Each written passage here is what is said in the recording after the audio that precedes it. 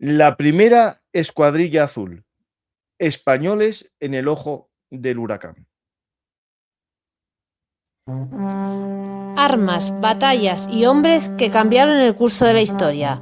Esto y mucho más en Velum Artis Historia Militar. Hola a todos, hoy volamos a la Segunda Guerra Mundial para conocer la llegada de los primeros cazas de piloto español al frente ruso. Para ello contamos con la ayuda de Daniel Ortega, un especialista en la Segunda Guerra Mundial y en las escuadrillas azules. Hola, ¿qué tal?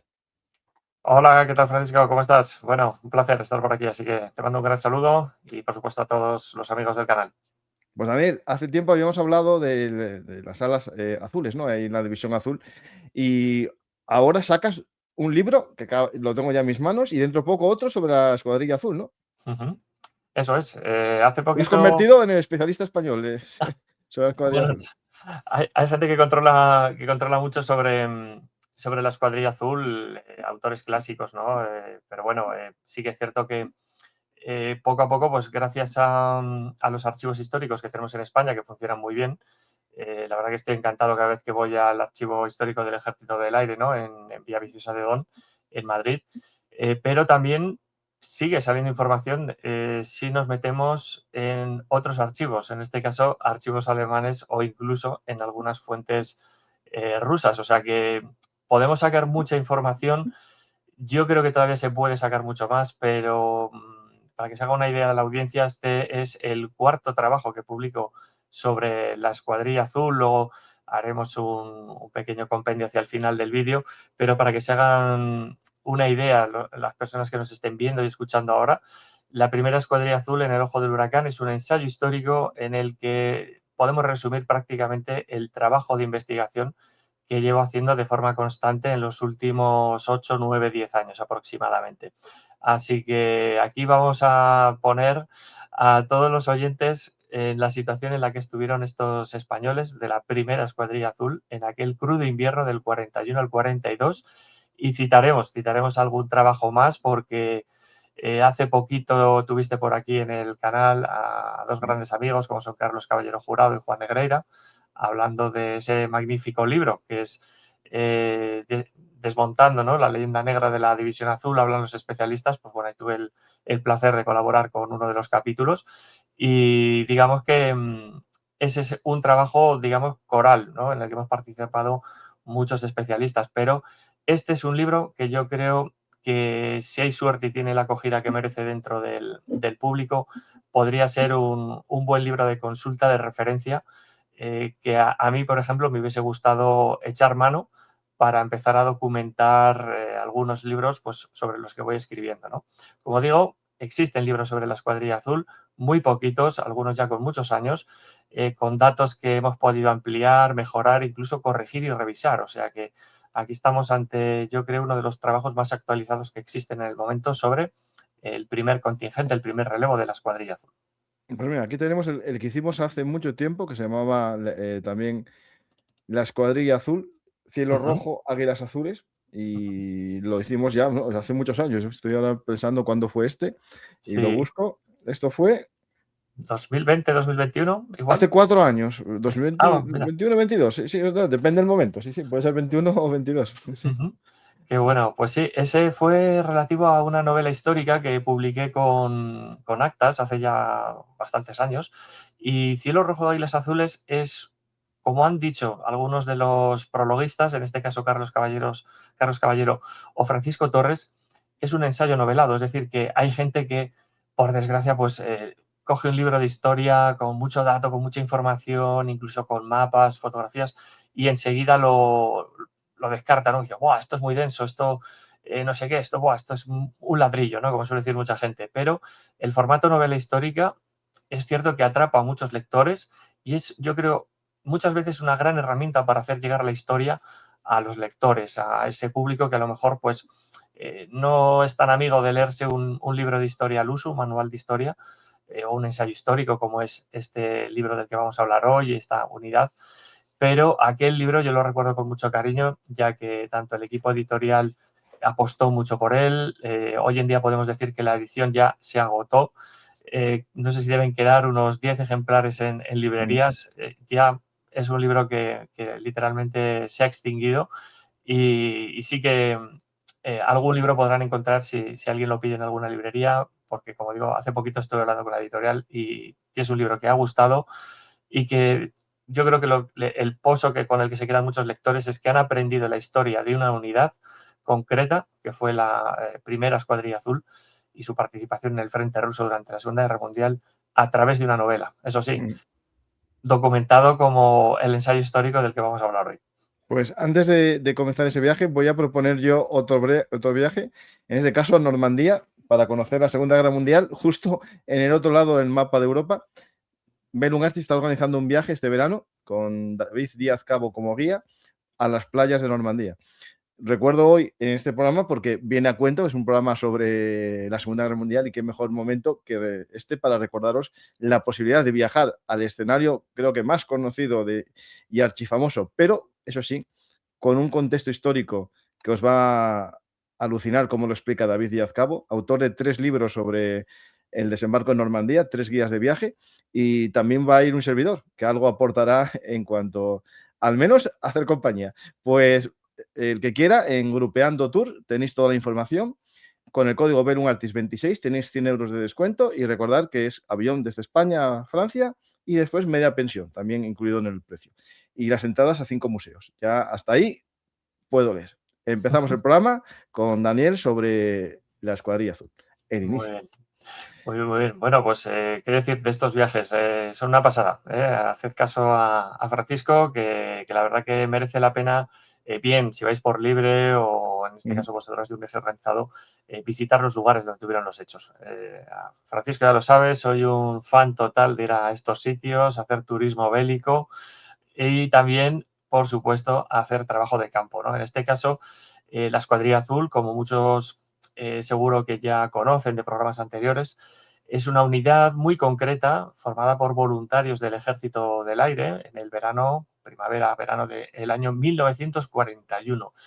He tenido la ocasión de visitar muchos de los lugares por los que ellos transitaron. Solamente puedo decir que se te ponen los pelos de punta cuando vas a los sitios por los que ellos pasaron en el año 41, ¿no? Desde la Estación del Norte de Madrid, cuando salen de Madrid, paso por la frontera, por Irún, por Hendaya, hasta su llegada a Berlín, ¿no? Una ciudad que, como algunos de los oyentes y seguidores del canal ya saben, soy un auténtico... Sí, tenéis un par de programas aquí sobre la batalla de Sí, Berlín. soy un auténtico enamorado de esa ciudad, de su historia y, bueno, sobre los libros que voy a contar, ¿no? Que he escrito ya también sobre la batalla de Berlín. Es una ciudad que me he pateado de arriba abajo, de abajo arriba 300 veces. He podido hacer entrevistas a mucha gente por allí, familiares de gente que estuvo participando en la batalla de Berlín, veteranos, cuando estaban vivos, lógicamente, hace muchísimos años de esto. Y solamente puedo decir que un español cuando va allí se queda alucinado, ¿no? Pues es una ciudad espectacular.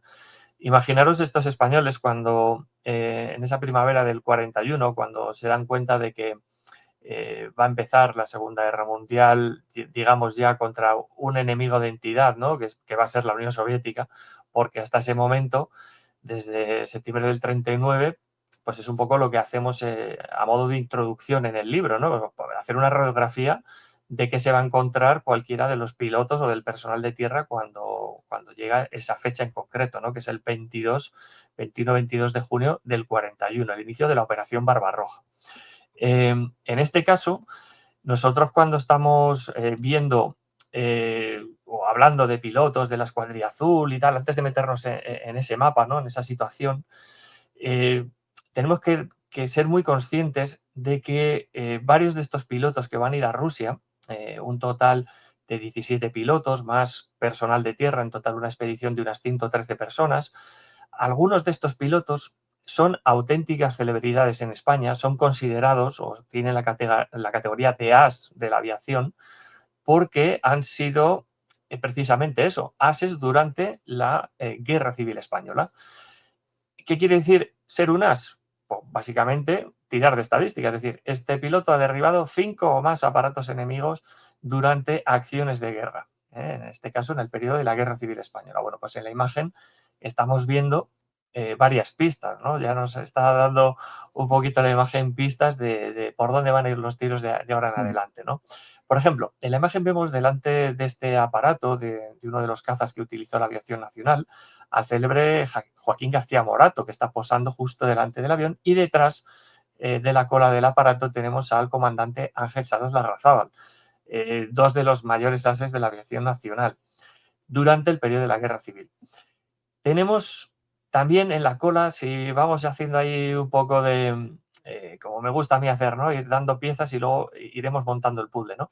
Si os fijáis en la parte de atrás, aparte de la Cruz de San Andrés, tenemos el emblema de la Patrulla Azul, es decir, de esa unidad de caza, de pilotos que precisamente se dedicaban a eso, a derribar aparatos enemigos, bombarderos, aparatos de observación de la aviación enemiga, etcétera, etcétera. Bien, pues yo tengo la teoría, junto con algunos otros escritores e investigadores sobre el tema de la División Azul y de la Escuadrilla Azul, que en ese verano del 41, de haber estado vivo Joaquín García Morato, tal vez él hubiese sido el comandante de esta Escuadrilla Azul, pero como todos sabéis, o por lo menos una gran parte de la audiencia seguro que conoce, Joaquín García Morato fallece pocos días después de concluir la Guerra Civil Española, ¿no? Durante una exhibición aérea, pues fruto de un fatídico accidente, pues fallece prácticamente de un plumazo, y la aviación, en este caso el Ejército del Aire Español, pues queda privado de uno de sus mejores activos, ¿no?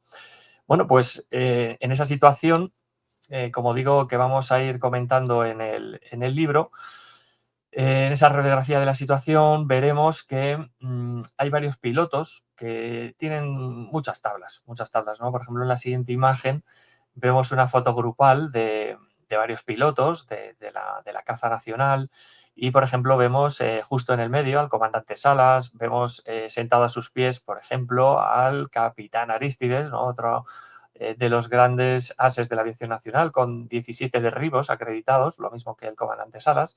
Y a la derecha, el segundo por la derecha, tenemos al teniente Ibarreche, uno de los que sería, años después de esta foto, uno de los mayores activos de la primera Escuadrilla Azul, porque básicamente él fue el segundo piloto con más servicios de guerra de la unidad. O sea que, fijaros, la Escuadrilla Azul, sobre qué se está sustentando, ¿no? Sobre qué pilotos, sobre qué categoría que tienen estos pilotos.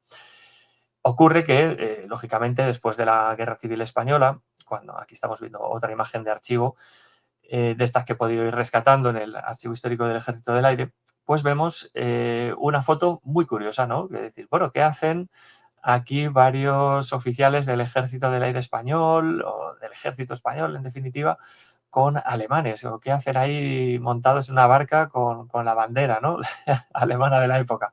Bueno, pues para que os hagáis una idea, son tan fuertes los vínculos que han ido estrechando los pilotos españoles con sus homólogos alemanes de la Legión Cóndor durante su permanencia en España, en la Guerra Civil, que al concluir la contienda española, ya sabéis que regresa la Legión Cóndor a Alemania, en concreto en Berlín se producen varios recibimientos, varias, digamos, actividades solemnes, pues bueno, desfiles, y bueno, pues una de las, digamos, formas de reconocer el valor de los pilotos españoles, de la ayuda que han prestado también a la Legión Cóndor, esa asistencia mutua que han tenido, pues es invitando a varios oficiales, ¿no? Y no invitan a cualquiera, lógicamente. Bueno, pues fijaros en la fotografía, porque tenéis a Ángel Salas Larrazábal, y justo en el centro, al timón de esta embarcación, está el comandante Muñoz, ¿de acuerdo? Dos de los oficiales de más peso en la primera Escuadrilla Azul. Salas Larrazábal, que le tenemos ahí el segundo por la derecha, en la fila de abajo, nos llama mucho la atención, ¿no? Van ahí con su gorrilla, tal, y fijaros que llevan como encima del emblema de piloto, que lo tienen en el bolsillo izquierdo de su guerrera, en la derecha, según vemos nosotros, viene esa estrella de 8 puntas de comandante sobre un fondo negro. Eso quiere decir que son comandantes provisionales, es decir, que en ese año 39 todavía no estaban, digamos, ostentando el empleo de comandante como ya ostentarían durante la participación en la Segunda Guerra Mundial. Así que fijaros qué relación tienen ya con los alemanes, cómo han ido compartiendo penalidades, sufrimientos y acciones de guerra durante la contienda española. Y pues poco a poco esos lazos se van estrechando. Lógicamente ellos son dos hombres muy curtidos, han participado en toda la Guerra Civil Española, tienen mucha experiencia incluso en guerras anteriores, como por ejemplo en el caso de Marruecos, son auténticos ases de la aviación nacional y los alemanes lo saben reconocer. Todos conocemos, ¿no? El nivel no sé cómo decirlo, de admiración, de veneración que tenía la sociedad alemana por los héroes de la aviación. Esto es herencia pura de la Primera Guerra Mundial. Bueno, pues otra de las fotos que nos llama mucho la atención, que podréis encontrar en este libro, pero también en muchos más, es cuando los españoles de la Primera Escuadrilla Azul llegan a Berlín. Es decir, se ha producido una organización de la escuadrilla en España, se ha hecho una selección minuciosa por parte de Ángel Salas Larrazábal, van a ir 17 pilotos, 17 aviadores, más, como os podéis imaginar, hasta completar los 113 integrantes, armeros, mecánicos, gente de intendencia, especialistas en el manejo de vehículos, seguridad para los aeródromos, etcétera, etcétera. 113 hombres. Esta imagen es muy significativa, es muy llamativa, porque vemos, lógicamente, al comandante Salas, comandante Muñoz, al embajador de España, que es el conde de Mayalde, que está justo en el centro con un uniforme ya mucho más oscuro que el resto. Bueno, el movimiento, ¿no? Exacto, exacto. Estamos En este hablando de caso no que... sé si es de movimiento de falange, más exactamente, pero no sé. exacto, o sea, estamos hablando de una época en la que, claro, la representación española pues es la representación del régimen y lo que había en aquella época, ¿no? Hoy en día, pues lógicamente un embajador pues iría con otro atuendo, pero en aquella época es el que había, efectivamente. Y luego vemos un montón de oficiales de la Luftwaffe. Bueno, pues algunos de estos van a estar relacionados con el lugar donde van a pasar 2 meses, desde julio del 41, que es cuando llega la expedición española a Berlín, hasta finales de septiembre. ¿Vale? Ahora iremos avanzando así alguna cosita, pero quedaros con esta imagen porque fijaros la cantidad de gente que hay en la estación, gente con cámaras, grabándolo en vídeo, haciendo fotografías, y no llegan a cualquier estación, llegan a la estación de Anhalt, Anhalter Bahnhof en Berlín. Una estación que hoy en día apenas queda el pórtico, la verdad que es una pena, ¿no? Quedó totalmente destruida durante la Segunda Guerra Mundial y en la posguerra, pues bueno, prácticamente que la desmantelaron, ¿no? Allí no se recibía a cualquiera, allí se recibían a autoridades, gente pues, a la que quería impresionar el régimen, ¿no? Allí en Alemania, en Berlín en concreto, y porque estaba también muy cerquita del centro, ¿no? De la Puerta de Brandeburgo, de la nueva Cancillería, etcétera, etcétera. Vale, de hecho, en esta estación, muy cerquita, pues durante los últimos días de la batalla de Berlín, que lo comentábamos aquí en aquellos programas que dedicamos a la batalla, tienen combates durísimos entre los últimos blindados alemanes que quedan en pie para hacer resistencia al ejército rojo allí en las calles de Berlín. Y en concreto, cerca de esta plaza también combatieron soldados voluntarios españoles de la Unidad de Ezquerra. O sea, esto, si os fijáis, está muy interconexionado, ¿no? Tiene ese toque español tanto al principio como al final de la Segunda Guerra Mundial.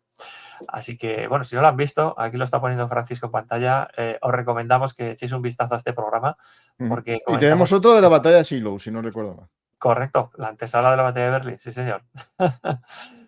Pues amigos, esta es una foto que llama mucho la atención, la de la estación de Anhalt. Claro, fijaros, minutos después de la recepción, como digo, finales de julio del 41, ya se ha organizado la escuadrilla, llegan uniformados con el atuendo del Ejército del Aire Español y es tal el recibimiento que hay en las calles que se organiza un desfile improvisado.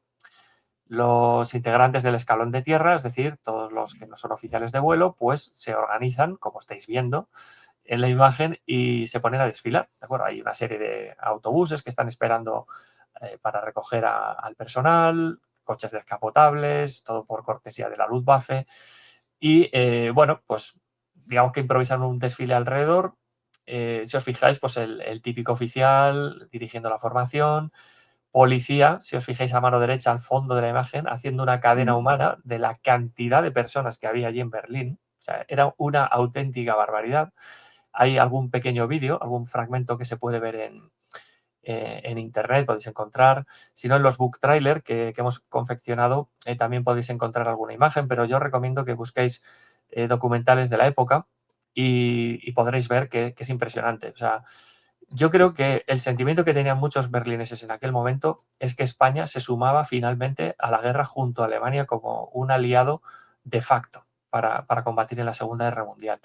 Y claro, te llega el ejército del aire, y todos lo sabemos, es la creme de la creme, ¿no? De muchas veces de las fuerzas aéreas de cualquier país, las fuerzas armadas de cualquier país. En este caso, el contingente aéreo llega aquí, llega a Berlín, tenemos ese desfile, clamor popular, y a continuación van al aeródromo de destino, que será el primer lugar donde va a empezar a servir la primera escuadrilla azul. Es decir, tiene que pasar obligatoriamente 2 meses de servicio en este aeródromo. El programa de la Luftwaffe sí que es cierto que contempla muchos más meses de formación para sus pilotos. Incluso, pues bueno, hay gente con el rango de suboficial, de sargento, ¿no? De Feldwebel, en todas sus categorías, que ya puede subirse a bordo de un aparato y volarlo, ¿no? Ya puede, ya está facultado y habilitado. En Claro, el aquí una ejército, pregunta, Daniel, te interrumpo, sí, te interrumpo. sí, sí, faltaría más. ¿La experiencia de los pilotos españoles era con este tipo de cazas o habían combatido con otros cazas y necesitaban Ujú. o sea, aprender de nuevo? Sí, como una adaptación, ¿no? Mm. Bien, sí y no. Hay pilotos de la primera escuadrilla azul, luego vamos a enseñar una captura de un documento que he manejado, ¿no? Durante el proceso de elaboración de este libro y de los anteriores, por supuesto. Veréis que hay en algunos libros, algunos documentales que hablan sin ningún criterio y sin ningún argumento sólido, ¿de acuerdo? Poco más que dicen que a los españoles les dan cualquier chatarra que tienen y ala, tirad con eso para el frente, ni mucho menos, ni mucho menos. Los españoles durante la Guerra Civil Española, eh, estos pilotos que van a estar en la primera escuadrilla azul, algunos de ellos han servido codo con la Legión Cóndor, es decir, que han formado tándem en misiones. Es decir, por ejemplo, hay una formación de bombarderos que tiene que ir a atacar un punto concreto en el frente y hay escuadrillas de protección, escuadrillas de caza, se entiende, que van a estar protegiendo a esos aparatos. ¿De acuerdo? Entonces, conocen perfectamente cómo funciona la Luftwaffe en los años de la Guerra Civil Española. O sea, es que han trabajado con ellos. De hecho, en la fase final de la Guerra Civil Española, algunos pilotos españoles son tan buenos, repito, es que son la creme de la creme, lo que va a ir a la primera escuadrilla azul, son tan buenos que ya han hecho incluso vuelos de prueba con el Bf-109. Ujú. Lógicamente, no con la versión más moderna, porque estamos en los años de la Guerra Civil Española, pero han hecho sus vuelos de prueba.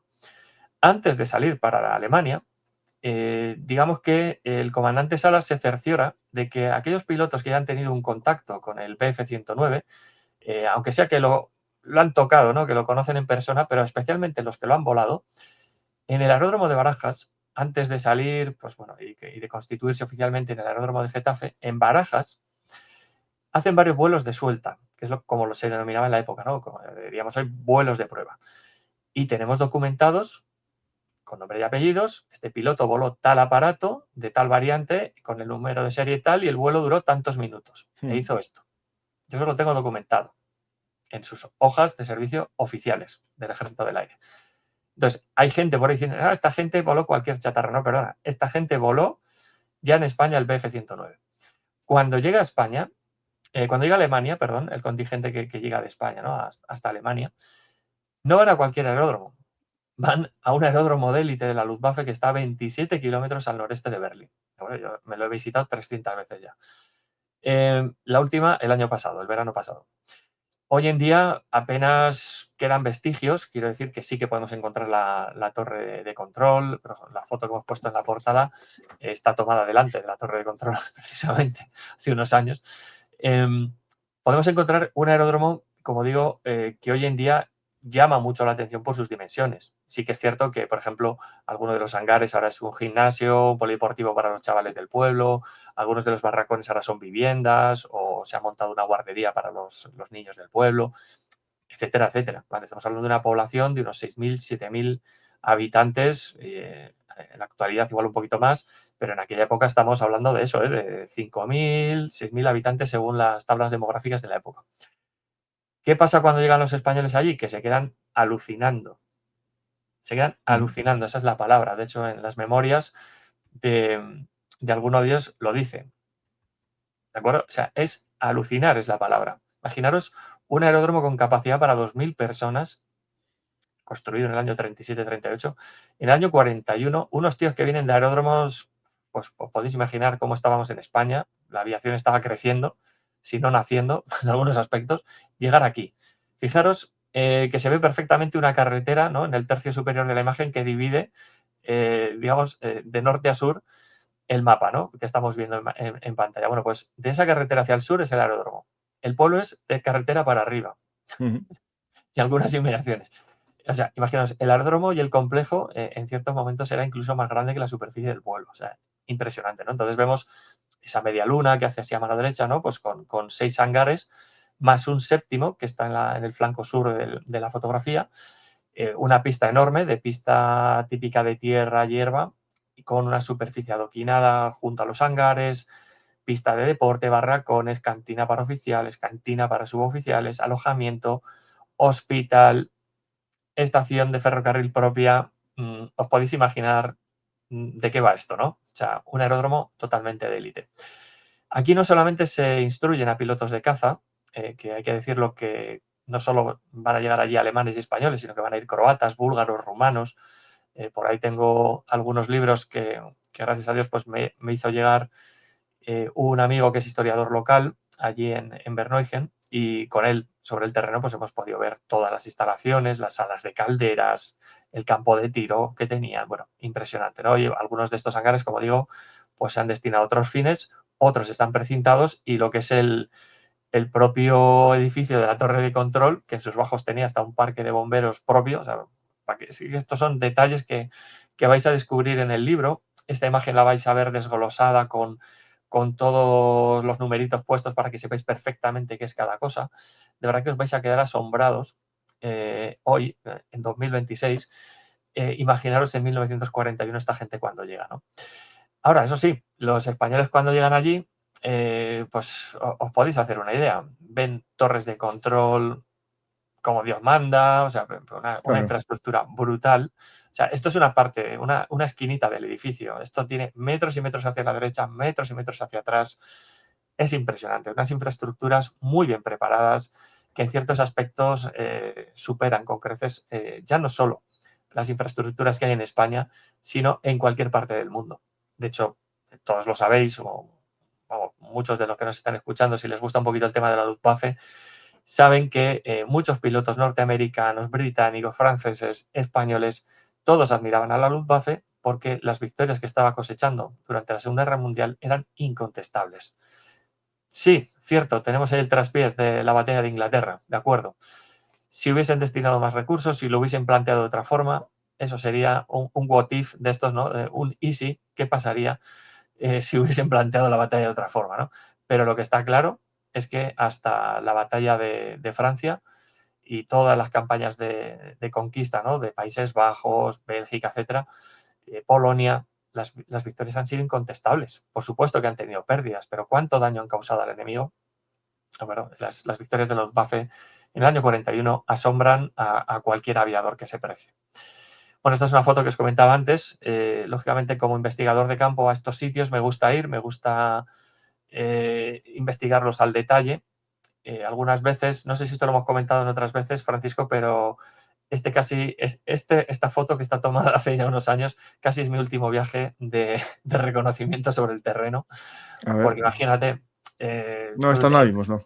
no la hemos visto. Bueno, pues ya No. os cuento la anécdota porque os vais a reír, os vais a reír. Aquí llego, pues nada, pues como tantas veces que voy a Berlín, pues bueno, llegas allí y tal, y después de hacer mis entrevistas, mis reuniones con algún historiador local, como he tenido el placer aquí de contar con alguno, pues me gusta dispersarme por el sitio, hacer fotos, un poco sentir el escenario para luego yo poder transmitir en los libros lo que pudo ser estar allí en 1941 o 1942 al regreso de la unidad del frente, ¿no?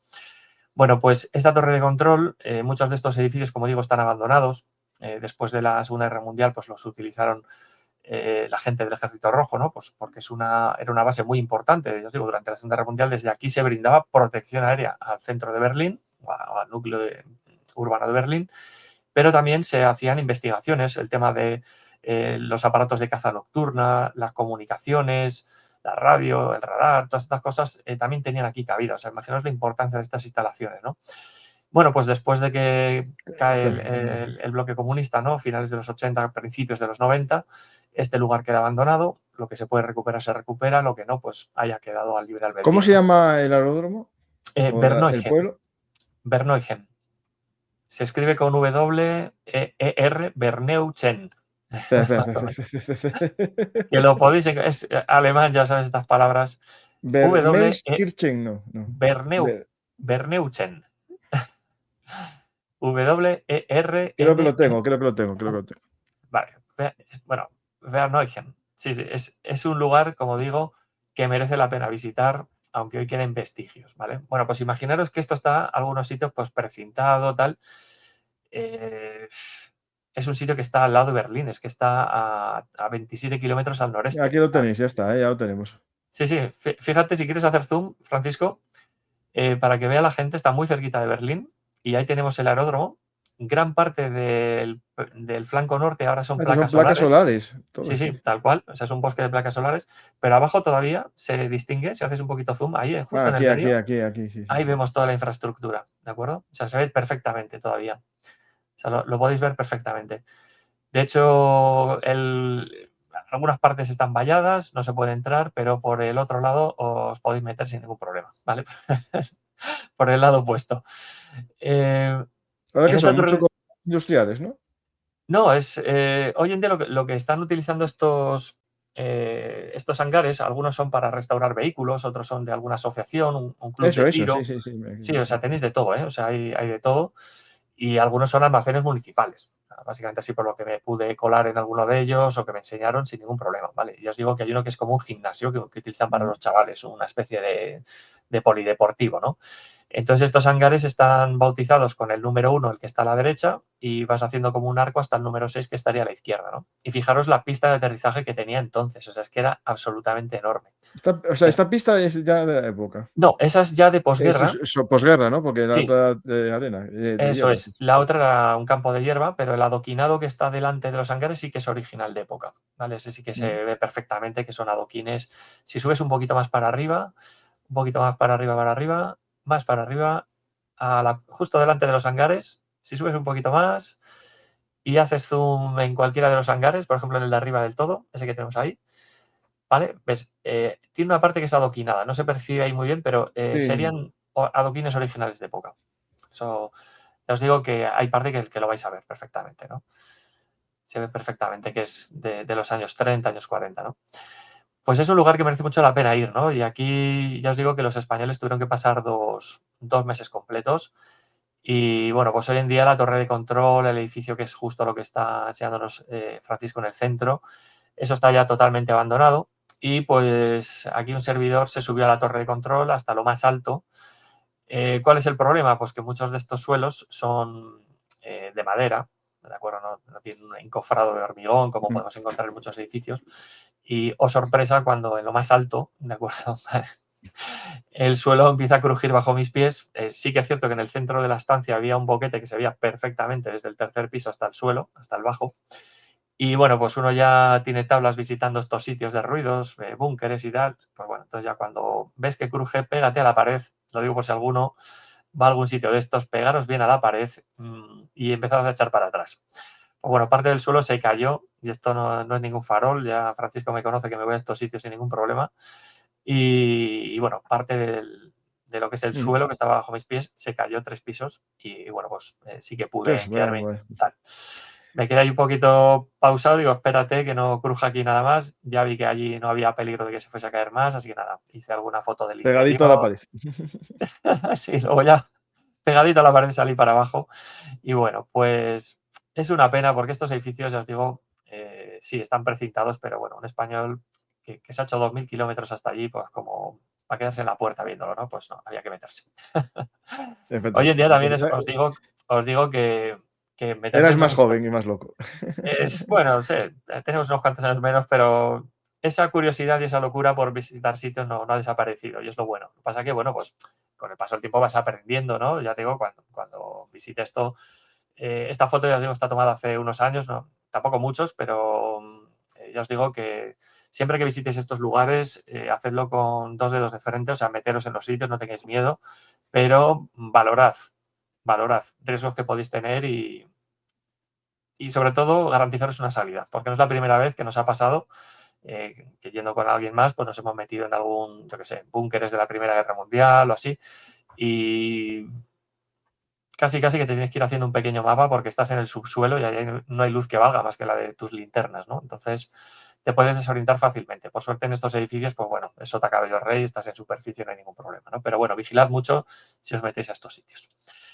Y bueno, amigos, pues tenemos aquí una foto de familia, ¿no? Lo digo porque esta foto también se puede ver en algunos libros de historia y esta es una foto que me gusta compartir con vosotros porque es una radiografía de casi la totalidad de los pilotos españoles que van a ir al frente ruso y aquí están con sus homólogos alemanes, destacando a la derecha, el primero por la derecha, que es el Mayor Weiss, que va a ser el grupo en el que van a estar encuadrados, ¿vale?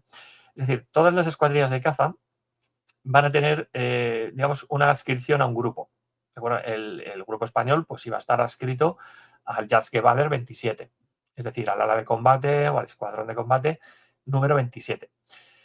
¿Qué ocurre? Que aquí el Mayor Weiss, que ya os digo va a estar presente en Verneuil, va a conocer a la gente con la que va a trabajar, lógicamente, pues va a estar con ellos unos días. Va a estar compartiendo, conociendo, ¿no? con esta gente, va a ir compartiendo su día a día, pero luego regresa al frente, lógicamente. Está en plena Segunda Guerra Mundial en el frente oriental. Entonces, bueno, pues van a tener una primera toma de contacto. Tenemos esta foto que está tomada allí en Verneuil, como digo, y es uno de esos edificios que hoy en día se podría más o menos identificar. Si vais por allí lo podréis encontrar. Y también nos llama la atención pues, un detalle, por darle un poquito de toque desenfadado a la presentación de hoy, que el aeródromo tenía su mascota, que es el perrillo este que veis ahí, ¿no? Entonces, una foto en el libro que alguno de los pilotos sale bromeando con el perro y os vais a partir de risa cuando la veáis. De hecho, tuve la opción de contactar con uno de los familiares de ese oficial que sale jugando con el perro y bueno, le hizo una ilusión tremenda. La verdad que es una pasada, pues mira, buscando los archivos históricos, incluso pues hasta la mascota de la propia unidad Sí. la puedes encontrar, ¿no? Bueno, los españoles llegan allí, como digo, van a hacerse muchas fotos que van a quedar documentadas, ¿no? Para la prensa española, para los noticieros alemanes, y los españoles lo que quieren es rápidamente empezar a funcionar con el Bf-109, que es el aparato con el que van a ir al frente, con el que van a ir a hacer sus servicios de guerra al frente. Ellos van a estar trabajando principalmente con la variante Emil, con el E. ¿Qué ocurre? Que lo de siempre, hay gente que dice, les dieron la peor chatarra, lo que hemos comentado antes. Falso. El modelo F, el Friedrich, sí que es cierto que ya se estaba implementando en escuadrillas de caza de la Luftwaffe, pero no se está implementando en el 100% de las escuadrillas de caza, básicamente por una razón obvia, porque el frente del este es un frente, también recordemos que está el frente en África, en plena ebullición, y las escuadrillas de caza se va a ir dotando de aparatos del modelo Friedrich según se van produciendo. Es decir, que la mayoría de aparatos, el caballo de batalla que está en el frente funcionando es la variante Emil. Por lo tanto, por probabilidad, lo que te va a tocar es un Emil, seguramente. Entonces, los españoles sí que es cierto que por sí las moscas, en Verneuil hacen vuelos de suelta y vuelos de prueba con la variante Friedrich. ¿De acuerdo? ¿Sería lo natural ir al frente con el Friedrich? Pues sí, sería lo natural, pero ¿qué ocurre? Que durante su estancia en Verneuil reciben una noticia que para algunos es un mazazo, y ahí lo recogemos en los escritos de algunos pilotos que estuvieron allí, en este libro, ¿no? Claro, ellos pensaban que iban a ser una escuadrilla de caza. El mando alemán dice, pues resulta que no, que vais a ser una escuadrilla de asalto, que ya cambia la película completamente. Bueno, algunos que nos estén escuchando dirán, bueno, pues en caso que van a ir con un Bf-109 al frente, ya, pero es que la misión es distinta. No es lo mismo ser unidad de caza que unidad de asalto. La diferencia estriba en lo siguiente.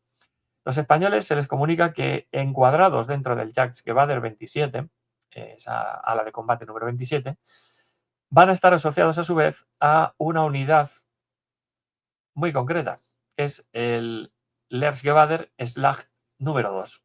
Es decir, un grupo de asalto, ¿de acuerdo? De una Lehrgeschwader. Lehrgeschwader. ¿Qué es una Lehrgeschwader?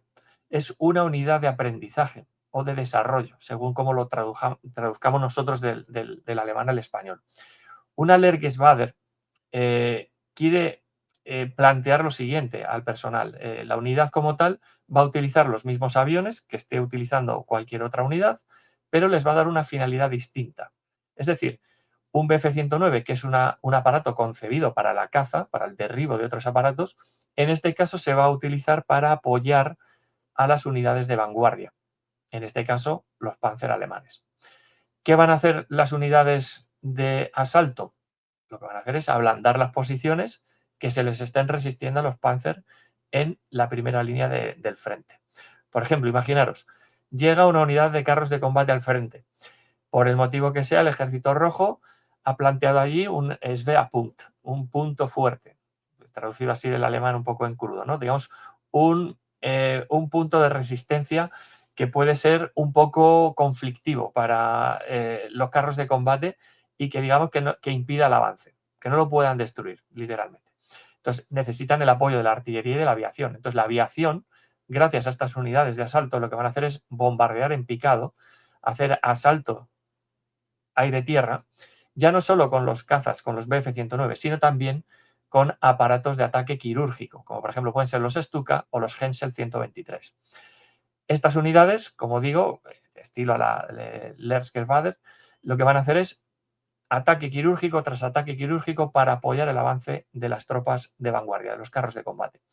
Los españoles, claro, algunos se quedan alucinando y dicen, ostras, pues vaya flash, pero bueno, rápidamente, como digo, son la creen de la creen del ejército del aire español, se adaptan a la nueva situación, cambian el chip y empiezan en Bergen a modificar su instrucción. Pasan de hacer esos vuelos concebidos para la caza a empezar el asalto a posiciones, simular, ¿no?, esos asaltos aéreos, ataque a tierra, baja cota, ametrallamiento, bombardeo, porque los Bf-109 bajo el fuselaje podían portar cierta carga de bombas, aparte de utilizar las ametralladoras y de los cañones de 20 milímetros que tenían instalados a bordo. Bueno, pues como vemos en la siguiente imagen, también los mecánicos, el personal de tierra, no nos olvidemos, tiene que ponerse las pilas. Entonces, los mecánicos, los armeros y demás personal técnico va a estar asistiendo constantemente a los pilotos y tiene que también modificar esa forma de trabajo, ¿vale? Porque no es lo mismo colocar, pues eso, las cintas con la munición, cargar los proyectiles de los cañones, ¿de acuerdo? Digamos, preparar el avión para unos vuelos a una altitud determinada. No, ahora lo van a hacer para que esos vuelos sean todavía mucho más complicados y para que los aparatos sufran todavía mucho mayor desgaste, ¿no? Claro, los españoles, pues bueno, como digo, el Ejército del Aire va a mandar allí a la creme de la creme, desde armeros hasta gente que está con labores de mecánica, pero también a los propios pilotos, ¿no? Entonces, los alemanes, siguiendo ese programa de instrucción tan exigente que tienen, designan a varios mecánicos, a varios armeros, jefes de instrucción, en definitiva, que van a estar conviviendo con los españoles las 24 horas. Les enseñan los entresijos del Bf-109, porque algunos mecánicos españoles sí que conocían el aparato, pero por mera curiosidad, durante la Guerra Civil Española, pues con sus homólogos alemanes, pues habían incluso tocado el motor. Tenemos el caso del teniente Urtasun, que veréis al final del libro, hay un apartado de biografías que tenemos puesto el foco de atención en todos los pilotos, pero también en algunos de los personajes más insignes, ¿no?, de la escuadrilla. Y veréis varios integrantes del personal de tierra. Una biografía pormenorizada, luego comentaremos si quieres, Francisco, al final, los extras, si quieres, abriendo el libro incluso, pero quedaros con la idea de que este individuo, el teniente Urtasun, es un mecánico excepcional, va con su equipo y los alemanes dicen, bueno, tenéis que encontrar fallos en los motores, no sé qué. Bueno, pues hay una anécdota que contamos en el libro que os vais a partir la caja. O sea, literalmente le dan unos minutos de tiempo para detectar cierto número de errores en un motor, ¿no? Bueno, tiene usted tantos minutos para detectar 3 fallos en este motor. Bueno, pues el tío se dedica su tiempo y cuando termina la operación de revisión les dice, ya está. Y el alemán, pues bueno, a ver qué has encontrado. Y el español dice, bueno, pues he encontrado los 3 fallos que debería encontrar, más otros 2 que no estaban aquí y que usted debería conocer, pero que seguramente no los conocía que estaban aquí, ¿no? Bueno, pues imaginar ahí la carcajada que se echaron los españoles, ¿no? Bueno, pues ese es el nivel de los españoles, altísimo, altísimo, en cualquier oficio que nos podamos imaginar, ¿no? Dentro de la unidad. Por ejemplo, los españoles, pues como vemos en la siguiente imagen, tienen que aprender la táctica de vuelo alemana. Ellos están acostumbrados a hacer la guerra en España, imaginaros la guerra civil española, a bordo de biplanos, ¿no? Los Fiat CR-32 principalmente, ¿no? Un aparato de caza de origen italiano que es con el que han estado haciendo la guerra en España. Bueno, pues ahora llegan a Alemania, ya han visto cómo hacen la guerra los alemanes, en este caso en suelo español, pero la doctrina de vuelo pues, ha ido perfeccionándose desde aquel año 1939. ¿No? Entonces no es raro ver, por ejemplo, esta imagen en la que los pilotos españoles conversan con los instructores alemanes. ¿No? Entonces estos instructores alemanes muchas veces son veteranos de guerra, son gente que ya tiene experiencia en el frente. Entonces, al verse con españoles, que muchos de ellos, pues bueno, el día que llegan allí a Alemania, con sus, imaginaros, ¿no? Cuando le reciben en Berneugen el primer día, ven ahí a no sé cuántos oficiales que van a hacerse cargo de los aparatos, ¿no? Que les pongan allí a disposición con la pechera llena de condecoraciones, ¿no? Pues se quedan flipando, tío, ostras, y aquí imagínate un teniente, Estos no son novatos. claro, un alemán ahí, un teniente o un alférez alemán que le va a decir aquí a un capitán, como es el caso, ¿no? Que estamos viendo aquí al capitán Allende a la derecha, recibiendo, pues bueno, las instrucciones de un alemán, ¿no? Allende diría, me estás contando tú a mí que igual tienes la mitad de horas de vuelo que yo, ¿no? Pero bueno, tuvieron que pasar por ahí, no les quedó otro remedio. Y bueno, llega el ansiado día, a mediados de agosto, el tema de la jura de la bandera, y vemos aquí una imagen espectacular, ¿no? De, pues bueno, cómo los alemanes, ¿no? Con esa ostentación de protocolo, pues hacen un acto realmente solemne. Es tal la importancia que tiene este acto que llegan allí medios de prensa pues de toda Alemania, también de España. Se graban planos, imágenes para el Deutsche Wochenschau, el noticiero alemán, que luego son emitidas, os podéis imaginar, allí donde llegue el Deutsche Wochenschau, en cualquier parte, ¿no? Cines, en el frente, ¿no? En esos proyectores portátiles que llevan para poner a las tropas, ¿no? Para el avance alemán va por aquí para allá. Bueno, pues voluntarios españoles han llegado, tal, no sé qué. Bueno, pues esa es la repercusión que tiene, ¿no? En este caso la escuadrilla española. Como digo, hacen un juramento de lealtad al Führer, ojo, muy interesante, únicamente en su lucha contra el comunismo. Es decir, que lo digo porque muchas veces pues, hay otra serie de historiadores que pues, bueno, intentan echar pestes contra los voluntarios españoles y tiene que quedar claro hoy también en este programa, ¿no? Que aquí la única promesa que se hace es ir a luchar a Rusia contra el comunismo. No quieren saber rollos de otras historias, ¿vale? Lo digo porque luego lo vamos a desgranar un poquito más adelante. Así que los españoles en esa jura queda totalmente patente ese compromiso, ¿de acuerdo? De lealtad al Führer en la lucha contra el comunismo en Rusia. Bueno, durante los últimos días de estancia en Berneugen, uno de los activos más valiosos, que es el teniente Zorita, Demetrio Zorita, toda una institución en el Ejército del Aire, tanto durante la Segunda Guerra Mundial como después, pues se le ofrece la oportunidad de ir al frente a ver, pues bueno, cómo hace la guerra una unidad de este estilo, ¿no? En la que va a ser encuadrada la escuadrilla española. Entonces, bueno, pasa varios días con los alemanes allí en el frente y tiene la opción de conocer al que va a ser su jefe ya en el frente, etcétera, etcétera, ¿no? Entonces van a ver un poquito la mecánica de funcionamiento en el frente. La verdad que le llama mucho la atención el cómo los alemanes llegan a un sitio, montan el campamento. Claro, todos estos son aeródromos provisionales, muchas veces en un patatal allí, en un descampado en un bosque o en el lindero de un bosque, meten las tiendas de campaña, ¿no? Allí debajo de los árboles, ¿no? Un poco para tenerlas camufladas.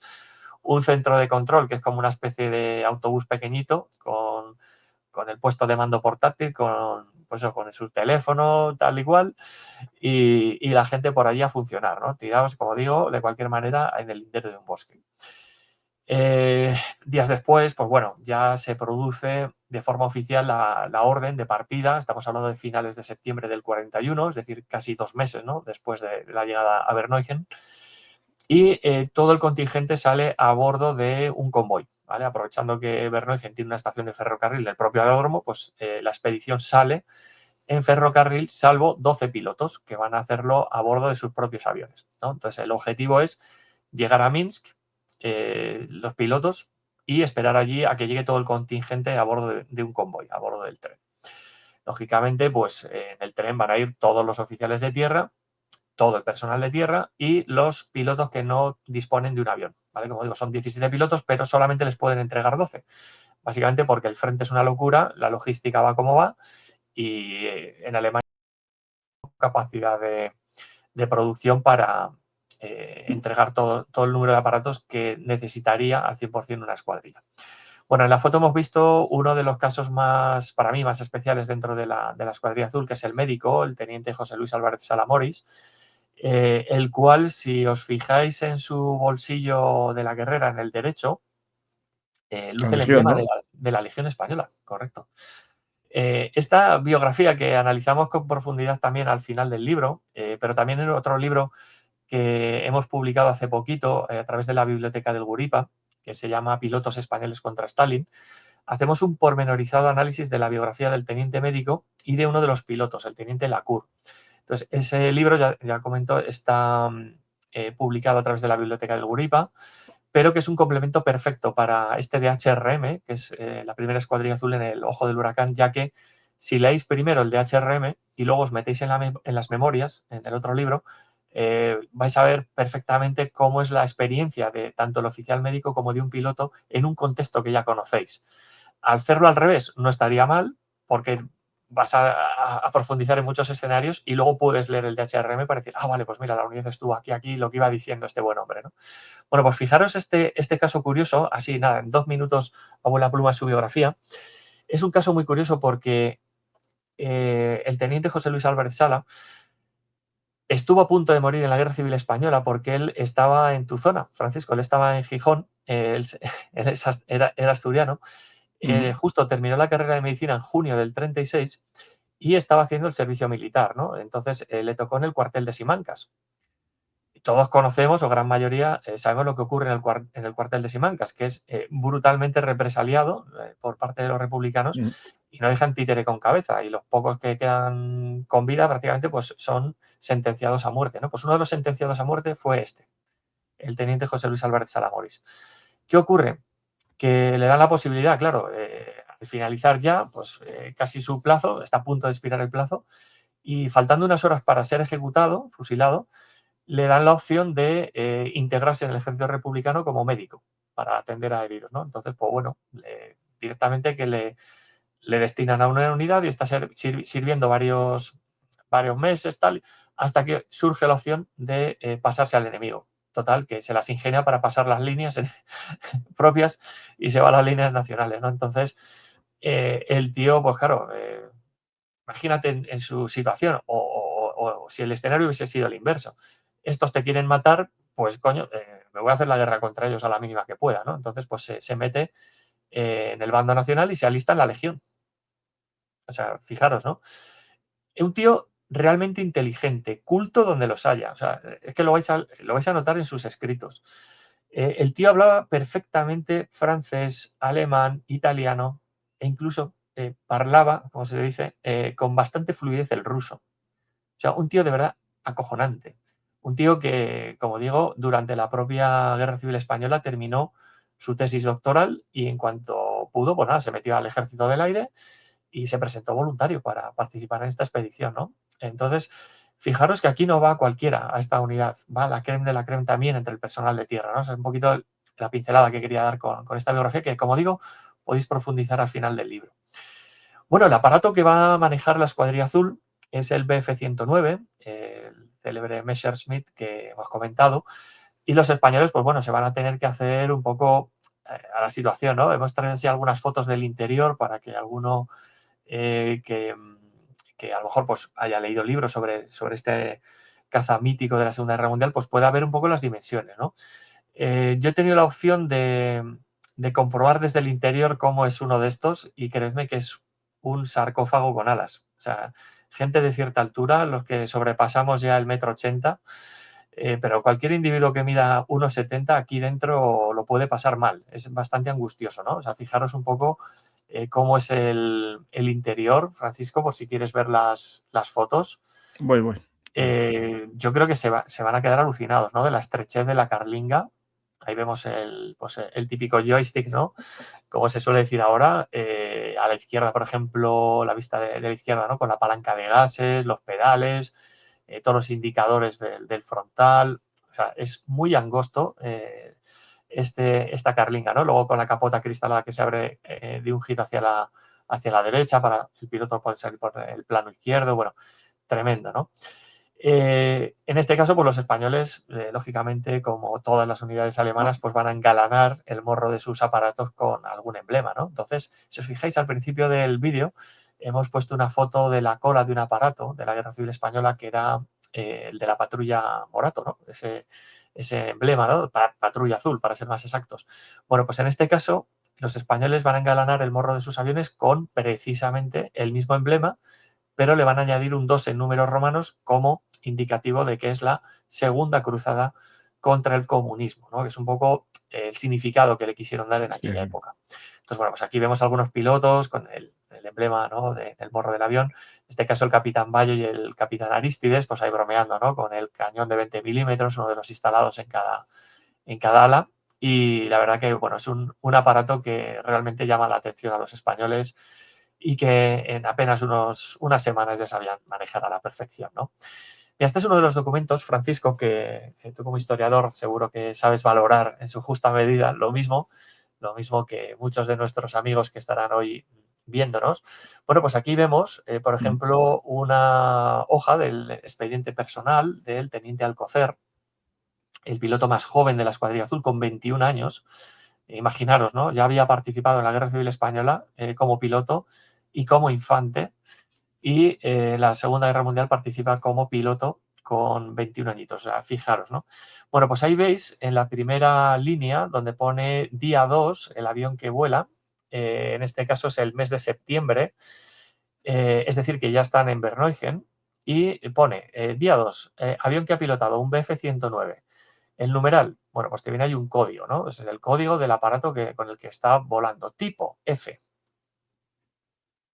Esto ya nos deja una pista bastante grande, ¿no? Es decir, que los pilotos españoles están haciendo vuelos de prueba con aviones Emil, pero también con los modelo F Friedrich, ¿de acuerdo?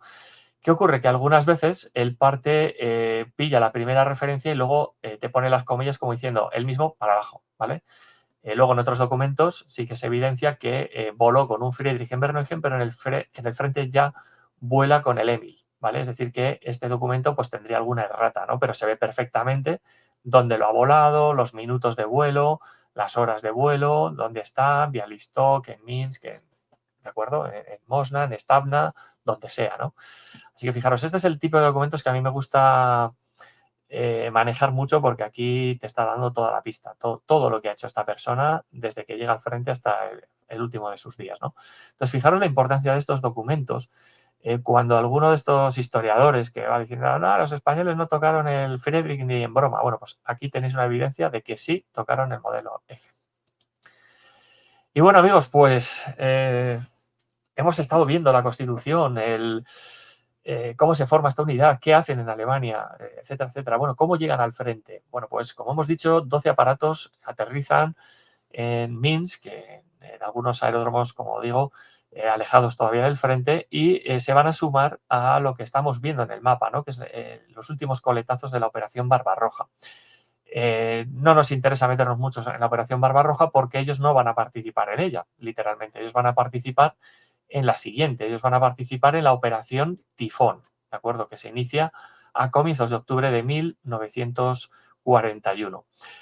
Los españoles, si os fijáis en el mapa, ellos van a ir con el grupo de ejércitos centro, mandado por Fedor von Bock, y van a ir, si os fijáis, tirando prácticamente en línea recta hacia Moscú. Ese es el objetivo del grupo de ejércitos centro. Para, vamos a decir así, tristeza de los voluntarios españoles que estaban participando con el grupo de ejércitos norte, ¿no? En el sitio de Leningrado, pues los aviadores españoles van a ir hacia otro lado, ¿no? Van a ir hacia el asalto a Moscú. Pero diréis, bueno, ¿y por qué les separan? Bueno, pues la razón, y esta es mi teoría, Francisco, no sé si tendrá argumentos de peso o no, pero somos varios los especialistas en este tema que lo hemos comentado, es que una de las flotas aéreas que participa en el asalto a Moscú va a ser la flota aérea número 2, y dentro de esa flota número 2 va a estar el octavo, ¿cómo lo llaman ellos en alemán? Estoy intentando traducirlo al español, el Fliegerkorps, el cuerpo Aéreo, aéreo, ¿no? el Fliegerkorps, el número 8. ¿Y sabes quién lo manda? Pues ni más ni menos, El Ribbentrop. no, ¿No? Richthofen. Ah, Richthofen, Richthofen. eso. Richthofen. No, no, Richthofen, el que después estuvo, no estuvo también metido, el que estuvo aquí, sí.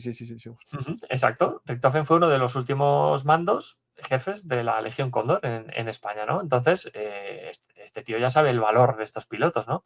Bueno, Sí. vamos a afinar más todavía. Vale, bajo el mando de Richthofen del octavo Fliegerkorps está un tal Werner Molders. Igual nos suena de algo este señor, ¿no? También veterano de la Guerra Civil Española, as de guerra, alemán en la Segunda Guerra Mundial, veterano de la Batalla de Inglaterra, etc. Werner Molders, señores. Pues él está al mando del Jagdgewehr número 27. Es decir, que la escuadrilla española, cuando se incorpora al frente, lo va a hacer como la 15ª escuadrilla del Jagdgewehr 27. ¿De acuerdo? Entonces, esto cobra mucho sentido, porque dices, vale, hay que incorporar unos voluntarios españoles, ¿dónde lo vamos a hacer? ¿Bajo el mando de quién? Lógicamente, los pilotos del Ejército del Aire, como podéis imaginar, muchos estaban muy comprometidos con su causa, ¿no? De aquella época, de la lucha contra el comunismo y tal. ¿Qué mejor que ir a hacerlo a la cuna, ¿no? O a una de las cunas del comunismo, que es Rusia, y en este caso a asaltar su capital, ¿no? Entonces, teniendo esos oficiales que están mandando tanto la flota aérea como el Fliegerkorps, como el Jagdgewehr 27, les encastran ahí, les meten ahí. ¿De acuerdo? Entonces tiene todo el sentido del mundo. Bueno, ¿y a quién van a ir apoyando desde el aire? Bueno, van a ir apoyando en concreto al tercer grupo Panzer, que está mandado en los compases iniciales por Hoth, seguro que nos suena a unos cuantos, ¿no? Los que nos gustan los blindados de la Segunda Guerra Mundial.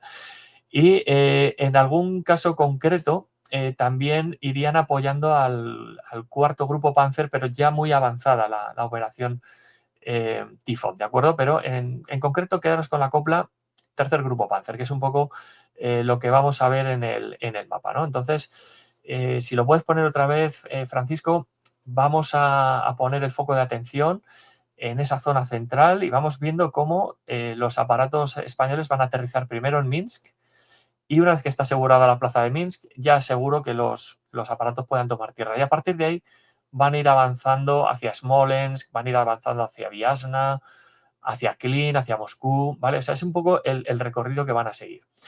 En el siguiente mapa que hemos presentado es uno de los clásicos por antonomasia, ¿no? de la primera escuadrilla azul, que circula por internet, que lo podéis encontrar fácilmente, pero en el libro hemos incluido una versión actualizada, mejorada y corregida de este mapa, ¿de acuerdo? Es uno que hice hace tiempo, que hemos podido actualizar, pero aquí lo que nos interesa es que veáis cómo ellos van avanzando, por ejemplo, hacia una plaza muy importante que es Kalinin, ¿vale? Este aeródromo, bueno, ¿y qué tiene que ver esto con el asalto a Moscú? Bueno, pues tiene que ver bastante.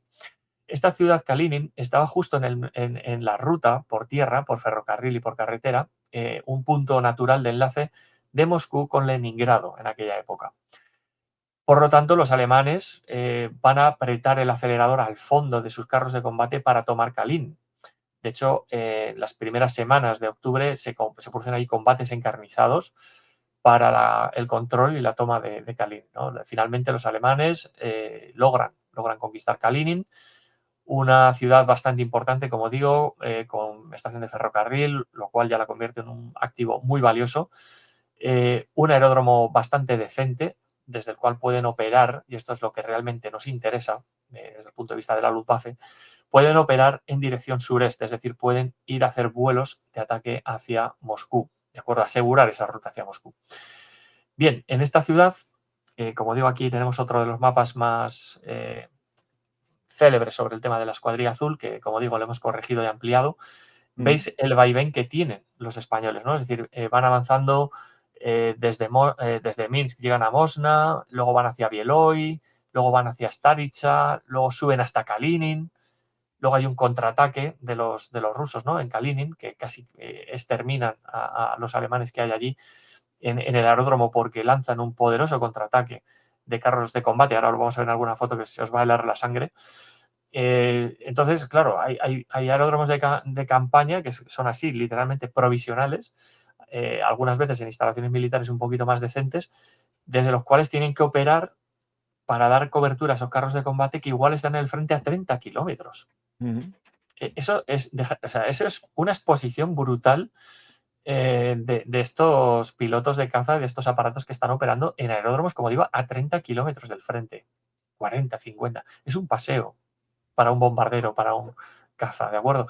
Entonces, por eso tiene tantos movimientos, ¿no? Luego, cómo vuelven para Starica, como digo, han estado por Sichevka, Konaya, tal, no sé qué, y luego, por ejemplo, van bajando hacia Rusa, suben hasta Klin, ¿de acuerdo? Si os fijáis, están todo el rato revoloteando alrededor de Moscú, en el área de Moscú, porque es que están ahí los alemanes, están avanzando hacia Moscú. Bien, el comandante Salas, en algunas de las imágenes que vamos a ver a continuación, durante el paso de las semanas se ve perfectamente el liderazgo, cómo lo demuestra con el propio ejemplo, siendo el piloto que más servicios de guerra realiza durante toda la permanencia en el frente de la Escuadrilla Azul. El desgaste físico y mental de todos los pilotos es manifiesto. ¿De acuerdo? Si quieres poner, Francisco, la imagen de cómo estaban de uniforme a la llegada a Berlín, a cómo les vais a ver ahora en la imagen, el desgaste es brutal. Sabemos al comandante Salas en primer plano, ¿no? Dando ahí unas instrucciones, a la derecha, al teniente Busquets, que es uno de los intérpretes de la unidad, porque hablaba perfectamente alemán. Tenemos al teniente Quindelán al fondo y al teniente Ibarreche a la izquierda, ¿no? Y la cara ya habla por sí misma, ¿no? De cómo está esta gente, ¿no? De ir y venir, pernoctar en aeródromos en unas condiciones lamentables, ¿no? Como vamos a ver.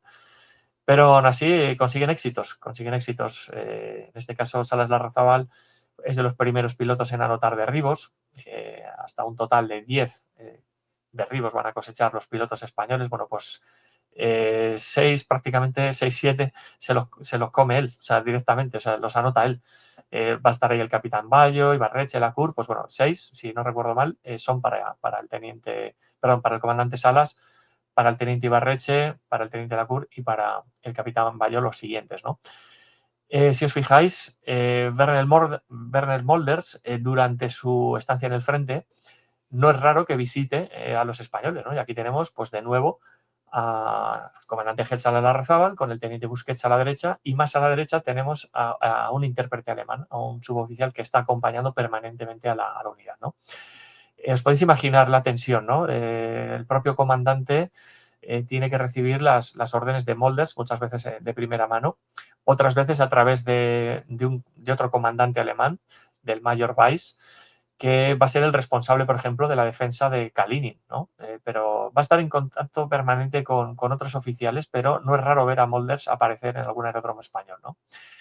Eso sí, durante el buen tiempo, sobre todo al principio, luego por restar un poco de dramatismo y seriedad, los Sí, sí. españoles, pues allí donde vamos, pues muchas veces improvisamos cualquier celebración y demás, ¿no? Pues bueno, esta es una de las imágenes más populares de la Escuadrilla Azul, porque sabemos que puede ser de la primera, de la segunda o de la tercera, de cualquiera de los 3 relevos, porque a la izquierda, tocando la guitarra, está el mecánico Juan Azpeitia, que es uno de los activos más valiosos de la unidad, uno de los mejores mecánicos, que en la primera escuadrilla sirvió como cabo mecánico y en la segunda ya fue ascendido a sargento y repitió en la tercera, ¿no? Entonces, bueno, esta es una de las imágenes más célebres que seguramente yo creo que pertenece tal vez a la segunda porque les pilló en época de verano en el frente, o por lo menos una parte, o tal vez de la tercera. Pero bueno, ahí tenemos, a modo de desenfado, ¿no? Porque para restar dramatismo, esta imagen.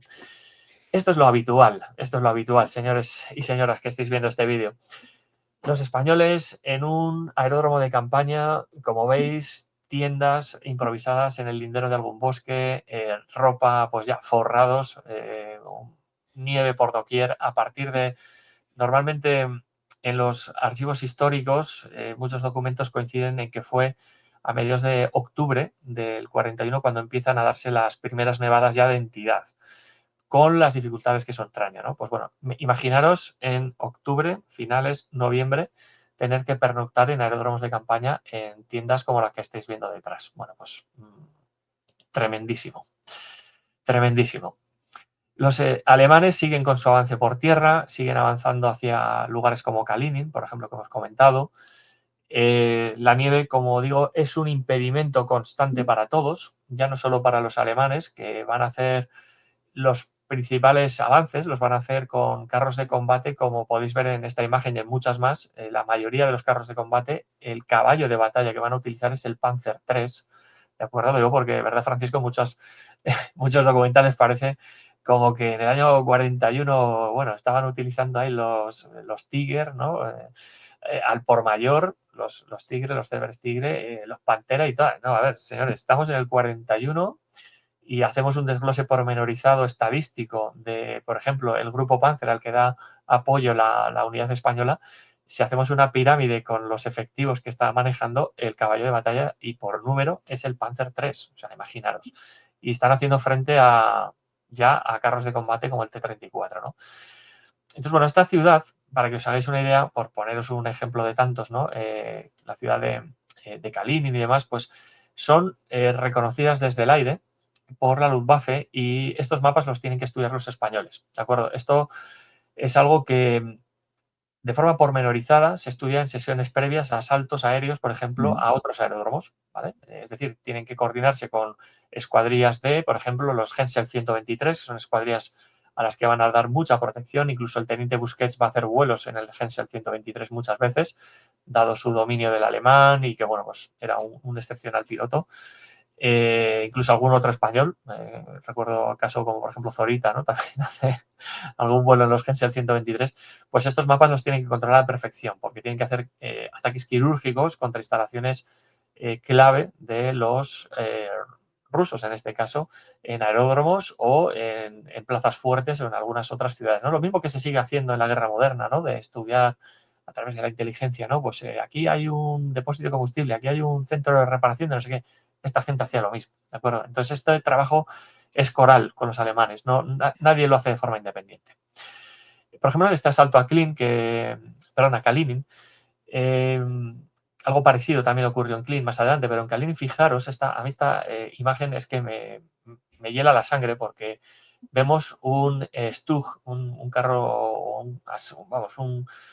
un blindado de asalto, como lo llamaban los alemanes, empotrado literalmente contra un Sí, T-34. sí, sí. O sea, es que está literalmente empotrado. Este es uno de los carros de combate que formó parte de ese asalto a Kalinin. Como digo, estuvieron a punto de ser exterminados en el aeródromo sur, donde estaba sirviendo la escuadrilla española. Había 3 aeródromos, al este, al oeste y al sur. Pues se dio la orden de cavar trincheras, de fortificar la posición, porque literalmente quedaron cercados por tierra. El único modo que tenían de ser rescatados era por estableciendo un puente aéreo, pero es que los rusos acometieron con artillería, con aviación, un poquito de infantería, pero sobre todo con carros de combate. Entonces, los alemanes únicamente tenían una unidad, una brigada de carros de asalto, la 330, si no recuerdo mal. Lo ponemos en el libro, no obstante, por si alguien ya es aficionado a consultar estos datos. Y claro, los carros soviéticos, como no tenían opción de recular, tenían que estar esperando refuerzos, pues ya cuando se quedaban sin munición directamente se dedicaban a embestir todo lo que pillaban. Entonces, bueno, pues aquí vemos un claro ejemplo pues, de cómo intentaron reventar un Stug 3, ¿no? En este caso, pues los alemanes tienen que sacar a la fuerza a la tripulación soviética que quedó ahí dentro, ¿no? Básicamente, pues bueno, sacarlos de ahí porque estaban vivos, bueno, hechos prisioneros. Pero esta es la suerte que corrió gran parte de los carros de combate que asaltaron Kalinin, ¿no? Destruidos por el fuego artillero, pero sobre todo, y esto es algo muy curioso, por parte de una unidad de Stukas que providencialmente llegó allí a tiempo, ¿no? En el libro os vais a quedar alucinados con la información. Hemos dado muchísima información sobre este asalto porque nadie lo conoce. O sea, es que nadie conoce que hubo españoles aquí. Bueno, pues en esta acción de los rusos, ya digo, los Hensel 123 y los Stuka, yo estoy seguro, pero vamos, no voy a decir al 100%, pero al 99,9% estoy seguro de que los españoles, dado que había pocos cazas, pocos Bf-109 en ese momento españoles, apenas media docena, llegaron en ese momento, como hemos dicho, ¿no? Estaban rotando constantemente de aeródromo. Había poquitos cazas de servicio y, por lo tanto, el personal español tenía, entre comillas, tiempo libre y, por lo tanto, se dedicó a reparar y ayudar, especialmente a los armeros, a reabastecer a los Stuka y a los Hensel 123. Estoy convencido al 99,9%. ¿Por qué digo esto? Porque el propio Hans Ulrich Rudel, célebre as de la aviación alemana donde los haya, en sus propias memorias, y así lo recogemos en este libro, y hemos analizado el papel que juega su unidad, en concreto en este aeródromo de Kalinin, agradece personalmente a los españoles su intervención. Aumento, sí, casi. O sea, es increíble. O sea, Rudel agradeciendo a los españoles su intervención, ¿no? Ahí lo dejo. Fijaros, la siguiente imagen. Esto es el resultado de ese asalto aéreo, ¿no? Que hacen por una parte, ¿no?, la aviación del Ejército Rojo, pero también el asalto por tierra. Revientan todos los aviones que pillan de por medio, causan muchísimas bajas a los alemanes. Por suerte, el ejército alemán, gracias a esa intervención tanto de los aviones como de la brigada de carros que está allí destacada, son capaces de repeler a las puertas de la estación de ferrocarril a los rusos, ¿no? Les hacen replegarse, pero el resultado que se evidencia en los libros de historia y que podemos ver también en los partes oficiales, como el Kriegstagebuch, ¿no?, el diario de guerra alemán, lo reseña perfectamente, ¿no?, de las pérdidas que hay y tal. Y vemos aquí, por ejemplo, un Junkers Ju-52 reventado, y que si alguno es muy aficionado a los aviones, seguro que se ha dado cuenta de que le faltan los motores, ¿no? Igual nos llama la atención un poquito. Bueno, Sí, sí, pues, sí. esto es costumbre en aquella época. Lo dicen en muchos textos, ¿no?, de época. Cuando un avión quedaba totalmente destruido, si se podía, Canibalizarlo, claro. se canibalizaban las partes más importantes, ¿no?, en este caso por los motores, ¿no? Entonces, bueno, pues ahí vemos uno de tantos casos que ocurrió en Kalinin. Entonces los españoles, pues bueno, como vemos en fotos sucesivas, están viviendo unas condiciones muy duras, están comiendo a la intemperie, pues como vemos aquí en alguna foto, ¿no?, que vemos al teniente médico como mira hacia la cámara.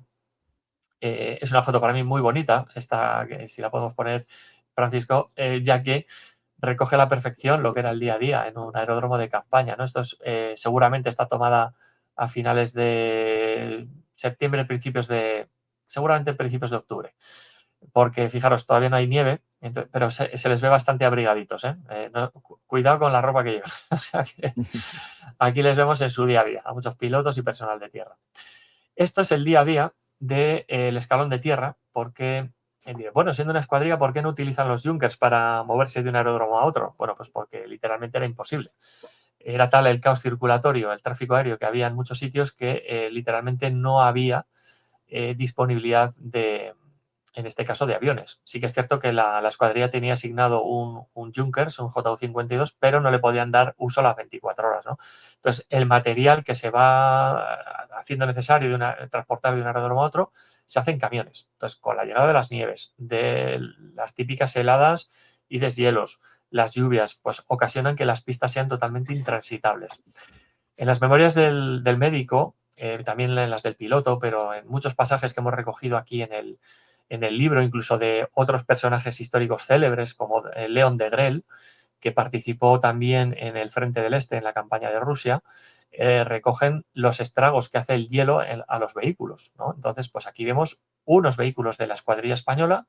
Tenemos localizado, gracias a la matrícula que aparece en la foto, exactamente casi el día en el que se tomó esta fotografía, ¿no? Francisco ya me conoce, muchos de vosotros ya me conocéis, soy un obseso de los datos, entonces si en el parte de operaciones aparece que ese vehículo estuvo transitando de tal a tal sitio en estas circunstancias, hemos podido encontrar la foto en el archivo histórico, ¿no? Entonces esa es una imagen de lo penoso que eran esos traslados, ¿no?, por tierra. Otras veces, pues bueno, cuando el tiempo lo permitía, pues se hacían algunos pequeños viajes a retaguardia. Por ejemplo, aquí tenemos al teniente Cesteros a la izquierda, piloto, con el teniente Ramón Salas, que era el jefe del escalón de tierra, hermano menor del comandante Salas, que con 24 o 25 años era el responsable de todo el personal de tierra. O sea, imaginaros, ¿no?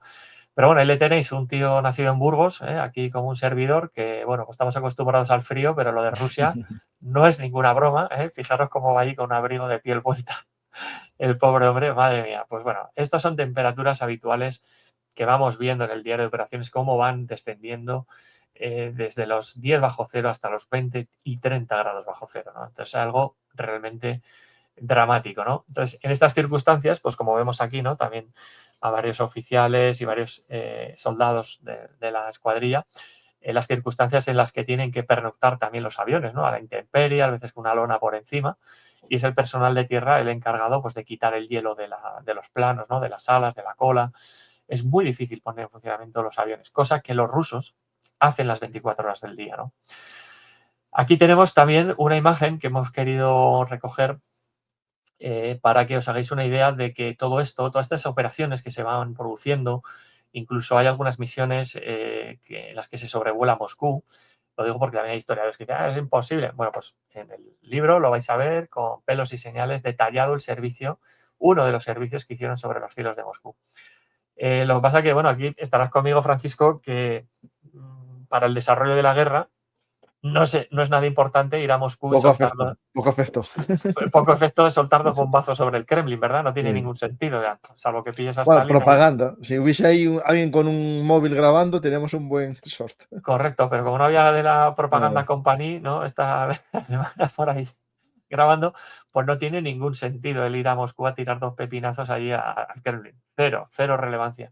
¿Qué es lo que tenía relevancia? Allanar el camino a los carros de combate, ¿no? Entonces, hay muchos servicios que se desarrollan en la periferia de Moscú y en concreto los españoles intervienen allanando las defensas antiaéreas y sobre todo abriendo rutas para los carros de combate. Los carros de combate, como muchos sabéis, se quedan literalmente a las puertas de Moscú, a muy pocos kilómetros de Moscú, ¿no? Pues gracias a la intervención desde el aire, los pocos días que tienen ocasión de volar, en aquel mes de diciembre, principios y finales de noviembre, pues los españoles están realizando servicios continuos desde Cluny y desde Ruza.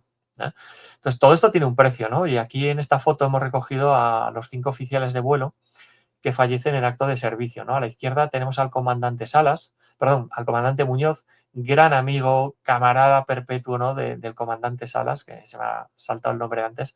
Pues el comandante Muñoz perece en acto de servicio, ya que la antiaérea en el sector de Istra, justo en esa línea que vamos marcando hacia Moscú, la antiaérea le da un impacto de lleno en el motor de su aparato, ¿no? Él estaba haciendo justo un picado en una maniobra que dominaba a la perfección, ya que lo había hecho durante la Guerra Civil Española, que eran las típicas maniobras de cadena, ¿no? Esos bombardeos y ametrallamientos de las posiciones enemigas. Bueno, él fue uno de los precursores. Bueno, pues él estaba haciendo una de tantas maniobras de picado a tierra y justo de forma fortuita, pues, ¡pum!, le estalla un proyectil en el pleno motor y a muy baja cota estaban volando ese día con un techo de nubes de 600 metros, lo detallo en el libro, ¿vale? No voy a hacer mucho spoiler, pero básicamente que ves a baja altitud.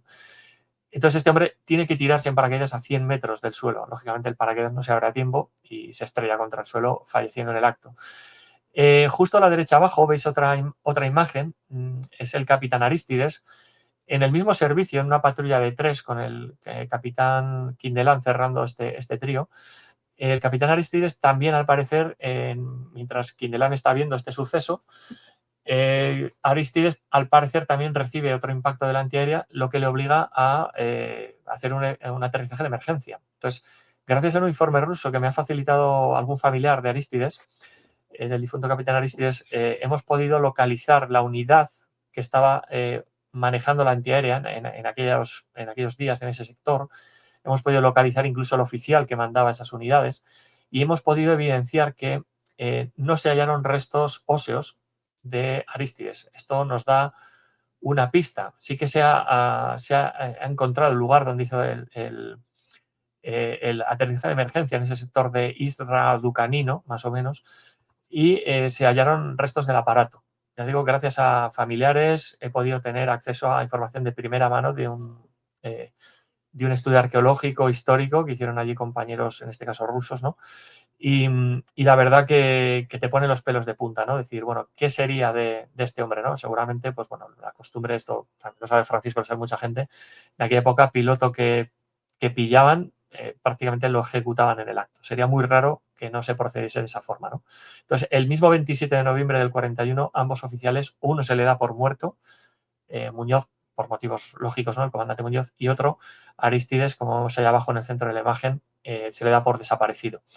A la derecha tenemos a Alcocer, teniente Alcocer, abajo a la derecha, que es el piloto joven, que decíamos 21 añitos, estaba a punto de cumplir 22 años cuando el 2 de octubre del 41, tras participar en una misión, en un combate y tal, se quedan sin combustible, le queda muy poquito para llegar al aeródromo, resuelve volver a al aeródromo y con tan mala suerte, cuando estaba muy poquito de llegar al aeródromo, tiene que hacer un aterrizaje de emergencia, suelo embarrado, os podéis imaginar, toma tierra y al parecer no tomó una precaución que es muy habitual cuando se hacen estos tipos de aterrizajes, ¿no? Que es abrir la carlinga para que por el efecto del aire, ¡pum!, la puerta salte.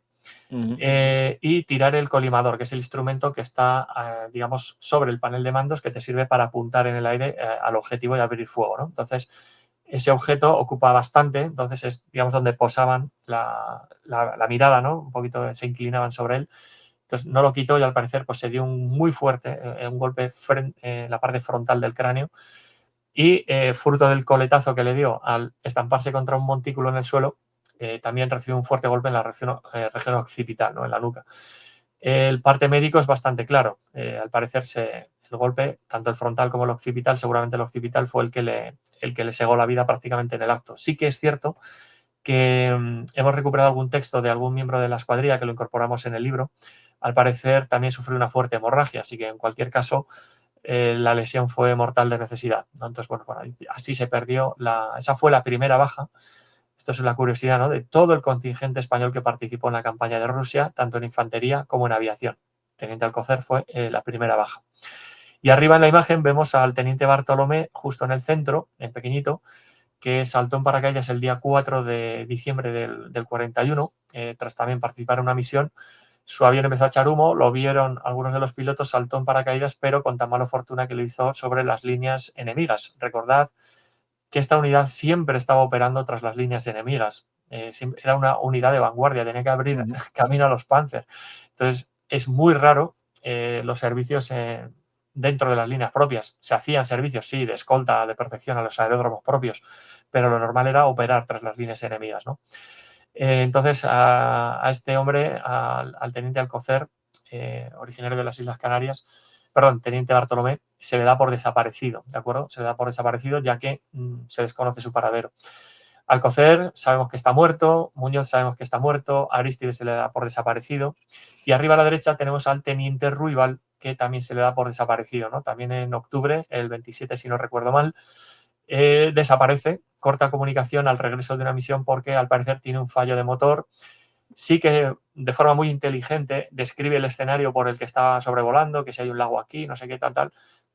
En cualquier caso, se corta comunicación y no se vuelve a saber de él. Gracias a los conocimientos del ruso, del teniente médico, incorporamos un informe que redactó, ya que hicieron una expedición de búsqueda de varios días, cuando ese territorio sobre el que cayó ya está en manos alemanas, días después, hicieron una patrulla de búsqueda para intentar localizarlo, ¿no? Entonces ahí vais a ver al por menor todos los detalles de esa expedición. No hago spoiler, ya veremos si encontraron o no al teniente Ruibal. Y aquí tenéis una tabla que hemos confeccionado al efecto para que, bueno, todos los amigos del canal, todos los lectores, pues bueno, veáis la cantidad de servicios de guerra que realizó la escuadrilla en Rusia. No es ninguna broma, 422 servicios de guerra individuales. Ponemos en servicios colectivos, pues serían muchos menos, lógicamente, pero cada piloto fue sumando un servicio de guerra, total 422. Participaron en casi 100 combates aéreos. No está nada mal, a nivel individual, se entiende, ¿no? Derriban 6 aparatos, el comandante Salas, 2 el capitán Bayo, 1 Ibarreche y 1 el teniente Lacour, un total de 10. Pero, ojo, estos son acreditados. A lo largo del libro veréis un poco la forma que tenían de computar los alemanes, es decir, que si no había testigos del derribo o en tierra no había pruebas del siniestro, ¿no?, del aparato siniestrado, no se contabilizaban. Y tenemos registro fidedigno en el diario de operaciones y también los diarios personales de que los españoles seguramente derribaron otros 10 más tranquilamente. Lo que pasa es que no se supo, ya que el típico avión, pues imaginaros, sale echando humo, regresa a las líneas enemigas y el piloto está con poco combustible. Joder, pues tiene que dar media vuelta, se tiene que ir a su base, ¿no? Otras veces el aparato está muy dañado, pero se va a estrellar en cierto punto que no está bajo la perspectiva de los alemanes que están en tierra, y el piloto español lo ha hecho en solitario, porque su pareja de vuelo ese día no se ha tenido que volver hacia sus líneas, ¿no? Entonces, el testimonio de un solo piloto no es suficiente, ¿vale? Entonces, sabemos seguramente que ocasionaron muchas más bajas entre aparatos en vuelo, ¿no? Luego, a nivel de tierra, pues aquí hemos puesto también a modo de curiosidad, pues que participaron en infinidad de ametrallamientos. Lo que pasa es que en la estadística solo aparece lo que realmente queda contabilizado en el diario de operaciones, ¿vale? Pero si tú vas leyendo los testimonios de cada uno, misión por misión, esas cifras se quedan cortísimas. O sea, llegaron a destrozar locomotoras, convoys de tren, masacraron convoys en tierra, mogollón. O sea, imaginaros, están avanzando por una carretera los carros de combate y no sé cuántos kilómetros más allá está un convoy enemigo. ¿Qué van a hacer? Ametrallarlo. Tienes que reventar la logística del enemigo, si es que eso es sota caballo rey, ¿no? Entonces, ese tipo de misiones eran muy frecuentes, ¿no? Entonces, los destrozos en tierra apenas han quedado reflejados, pero de cualquier forma, aquí tenéis trasladado lo más importante, lo más sustancioso, ¿no? Para que lo podáis echar un vistacillo. Y bueno, a modo de conclusión, Francisco, para no demorarnos mucho más, que yo estaría aquí horas hablando de esta unidad, pero para Pero que tienen veáis. que leer tus libros también, la gente. Claro, claro, no vamos a hacer spoiler y bueno, pues ahí tenemos esta imagen de despedida ya en Berlín, pues bueno, después de estar un periodo de inactividad en el frente, porque sí que se les repliega, ¿no? Una vez que han terminado ya en Ruza, Klin y demás, claro, se ha producido el contraataque soviético, ¿no? De esos días 5 o 6 de diciembre del 41, entonces se produce ese ataque a gran escala del Ejército Rojo y los aeródromos de vanguardia quedan copados y literalmente tienen que salir de allí a la mayor brevedad posible, ¿no? Los españoles pues salen hacia el oeste, tienen que ir por imperiosa necesidad y en alguno de estos aeródromos, por ejemplo en Klin, son de los últimos en salir, o sea, para que fijéis el valor que tiene esta gente y el compromiso que tienen con su misión en el frente, ¿no? Entonces van reculando hacia el oeste en el mapa y terminan pues, en el aeródromo de Duguino, ¿no? Allí están a la espera, pero claro, pasa el tiempo, los alemanes no consolidan posiciones en el frente y desde allí todavía están muy lejos para operar, les faltan cazas, les falta material, el frente es un caos logístico y las propias escuadrillas alemanas están en reconstitución y por lo tanto la española es una más, están en reconstitución. Es imposible hacer más allá de misiones meramente defensivas, que es lo que están haciendo los españoles durante el último tramo de servicio en el frente, ¿no? Las valiosas, no me cansaré de decirlo, misiones protectoras, ¿no? O misiones de protección, esa es labor protectora de los pilotos españoles hasta el último día en el frente, ¿no? Eso es importantísimo porque evitaban destrozos descomunales, como no os podéis imaginar y que describimos en el libro.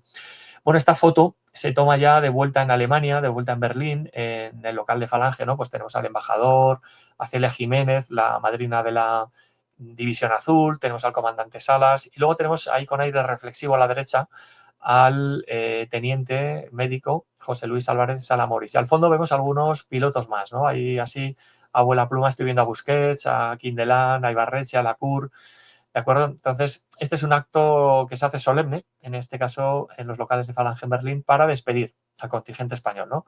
Es una ceremonia en la que están los españoles y que va a servir de despedida de forma oficial para que los españoles regresen a España.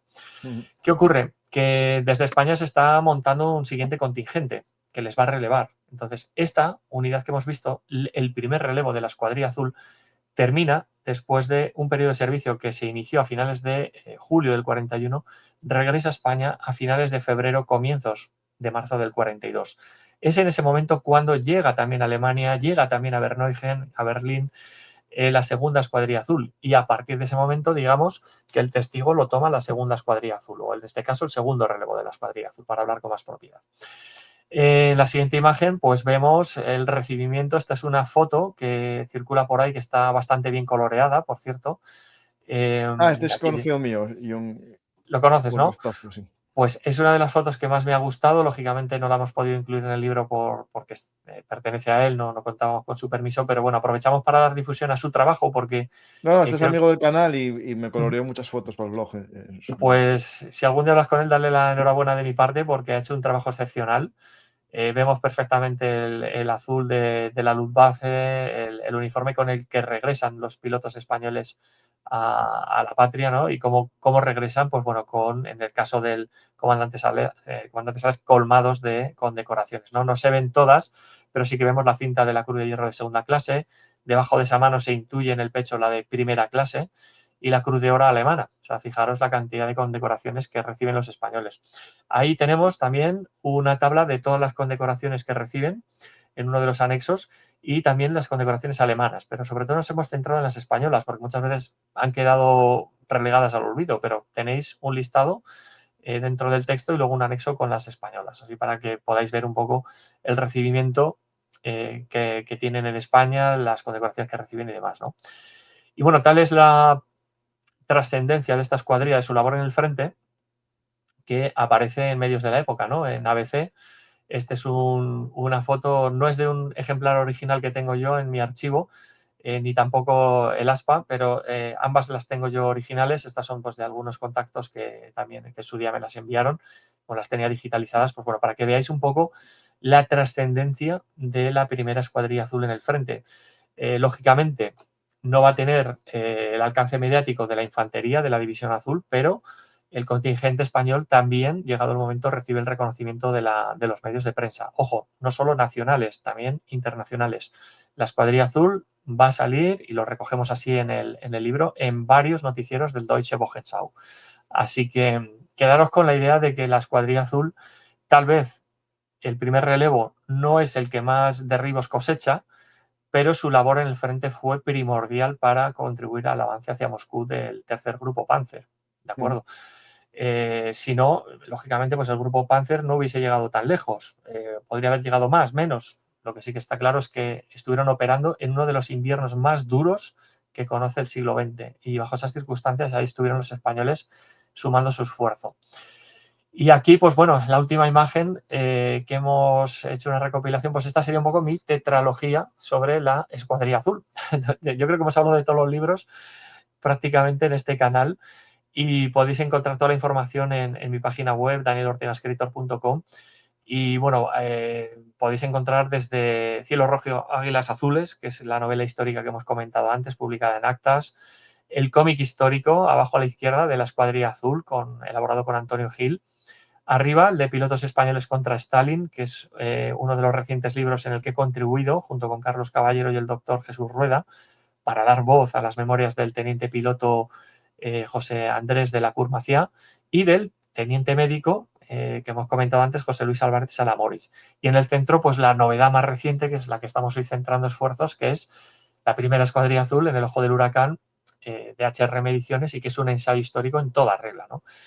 Entonces, pues bueno, yo creo que aquí, si no es de una forma, es de otra, pues si no es a través de un cómic, de una novela o también de ensayos históricos, pues yo creo que el público tiene distintas opciones, ¿no?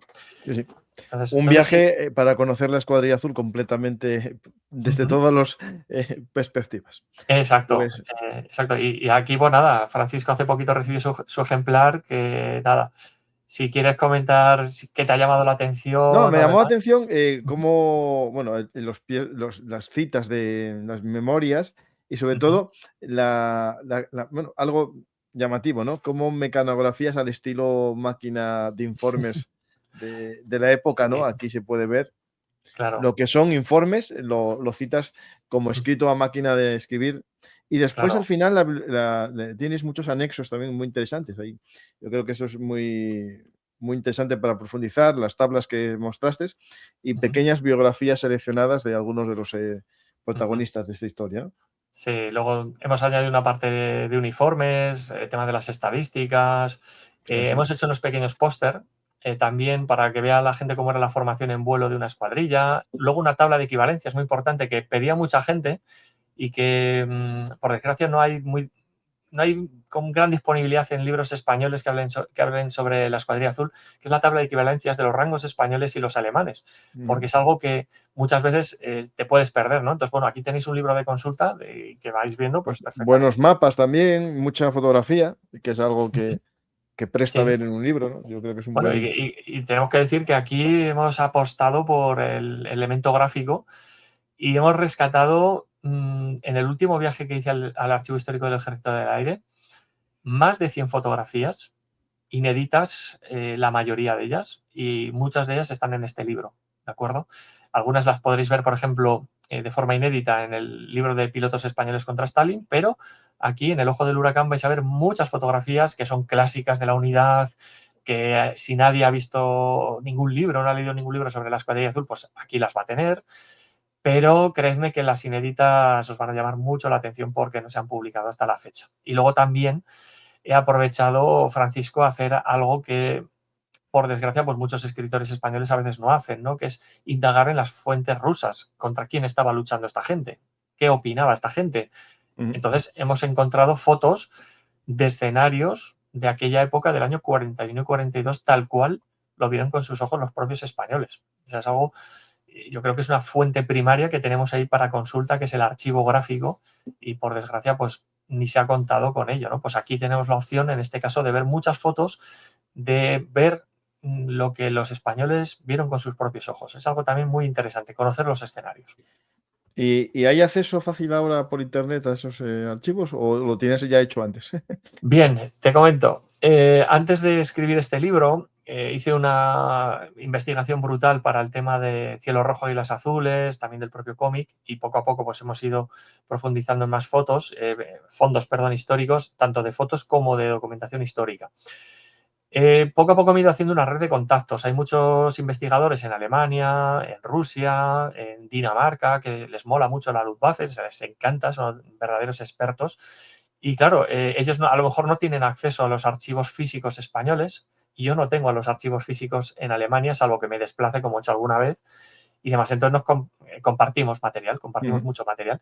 Pero luego online sí que es cierto que también tienes opción. En su día, pues yo me acredité como investigación dentro del Ministerio de Defensa, y tienes la opción de, con tu acreditación, es como un carnet de conducir, para que me entienda la gente, ¿vale? Pues tú vas con tu foto, tus datos, tal, y tienes un número de investigador. Entonces, con esa acreditación se lo escaneas, se lo mandas al típico archivo, yo qué sé, pues al Bundesarchiv, a no sé dónde de Rusia, tal, y te permiten el acceso, ¿no? Entonces, a veces sí que puedes consultar lo que está digitalizado. Y hay una tabla que muchas veces ha pasado desapercibida. Te digo, por si la quieres echar un vistazo, Francisco, es que es la cara que se le va a quedar cuando lo vea mucha gente. Si tú abres el libro ahora y te vas a una de las páginas finales, en los anexos pone estadísticas de bajas de los pilotos españoles, ¿no? Por ejemplo. Y hay una tablita al fondo y viene como escaneado en horizontal apuntes de un archivo histórico alemán. ¿Vale? Pues esos son registros de la Luftwaffe originales de época. Y no se han publicado jamás en español. Pues aquí tenéis la opción de ver qué le Los ocurrió tienes al como comandante. escaneados, entonces se nota el escaneo, sí, sí, sí. Exacto, está digitalizado, tal cual lo han escaneado los alemanes, me lo han pasado, y ahí lo tenemos, ¿no? Y ahí, pues bueno, también hacemos una anotación de la única baja que se produjo entre el personal de tierra. Y fíjate que las pasaron canutas, ¿eh? Pues fue un soldado, Sabino Barriola, que también lo incluimos ahí en esa tabla de estadísticas, que el pobre, pues nada, estaba en un barracón con varios alemanes que compartían, ¿no? Del grupo de asalto de la Luftwaffe. Se les disparó un fusil mientras estaban, pues nada, pernoctando, estaban haciendo la limpieza de armas, y un cabo alemán, pues no tenía el seguro puesto, descargado el arma, recibió un impacto de bala en el abdomen. Y pues bueno, tenemos también el acta de defunción, todo el estudio médico que se le hizo, y ahí pues bueno, llama mucho la atención. Pues, los lectores va a haber algunos pasajes que lo van a pasar realmente mal, porque no sé cómo, no sé si por intervención divina o suerte o qué, no sé cómo no hubo más bajas entre los españoles, pero bueno, ahí lo tenemos todo desglosado en el libro. Pero yo creo que uno de los aspectos más potentes del libro, y es lo que dice Carlos Caballero en la introducción, en el prólogo del libro, es el estilo narrativo. Va a romper mucho con lo que habéis visto en otros ensayos históricos, ¿no? Es un estilo más fresco, más dinámico, poniendo el foco de atención en varios sitios, los españoles, los alemanes, los rusos. Y luego el tema estético, que ha resaltado Francisco, ¿no? Que es, por ejemplo, si vamos a citar un documento oficial español o alemán, porque en la época estaba mecanografiado, pues lo hemos mecanografiado, ¿no? Lo hemos puesto así con texto como que es máquina de escribir. ¿Que es un texto de unas memorias de un piloto, de un soldado alemán, de un oficial que estaba no sé dónde? Lo ponemos en cursiva con una letra y todo elegante, ¿no? O sea, hemos buscado un poquito que el apartado estético llame la atención y se desmarque un poco también de otros libros, pues a lo mejor que pueden ser un poquito más densos para los lectores. Y sobre todo, también el libro es para un público adulto, lógicamente, pero también para ese público juvenil que está empezando a leer libros de historia. Bueno, pues yo creo que también, ¿verdad, Francisco? Los historiadores, los escritores, tenemos que saber captar a ese público Sí, sí, haciendo no, que es la que es el historia, futuro, sin ellos no hay futuro. claro, y haciendo que la historia sea un poquito más desenfadada. Pues muchas gracias, Daniel. Espero que vuelvas otro día a Bellum Artis, esta es tu casa, que hace tiempo que no venías y te voy a volver a agarrar para que no escapes. Pues muchas gracias, Daniel. Como estamos en diferido, la gente que nos deje las preguntas en los comentarios y ya me despido de ellos. Si quieres decir hasta la vista. Pues nada, amigos, un fuerte abrazo para todos los seguidores del canal de Bellum Artis, que recuerdo siempre con mucho cariño aquellos programas iniciales. Ya se lo dije yo a Francisco, tío, vas a llegar muy lejos, esto está nada más que empezando. Fíjate ahora la legión de seguidores que tienes y ya te lo dije que es una comunidad muy agradable en la que da gusto participar, venir aquí de vez en cuando y bueno, pues Francisco ya sabe que por mis obligaciones laborales y también académicas, que estamos ya terminando uno de La nueva tantos carrera. títulos universitarios, efectivamente, si Dios quiere, pues bueno, ya el año que viene, el curso que viene terminamos y bueno, andaré un poquito más libre de tiempo, podremos participar mucho más como en los viejos tiempos, pero bueno, yo creo que muchas veces, pues bueno, más vale venir, participar y hacer un contenido de calidad que bueno, estar aquí todas las semanas y sin aportar cosas realmente novedosas y bueno, pues sobre todo que la gente, como hemos comentado desde un principio en el canal, que todos los que estéis al otro lado de la pantalla podíais estar aquí perfectamente charlando con nosotros porque seguramente también sabéis un montón de historia, pero bueno, alguien lo tiene que hacer y yo creo que Francisco ha estado haciendo un gran trabajo desde el día 1 y yo creo que es la forma correcta de hacer llegar la historia a muchos lectores y espectadores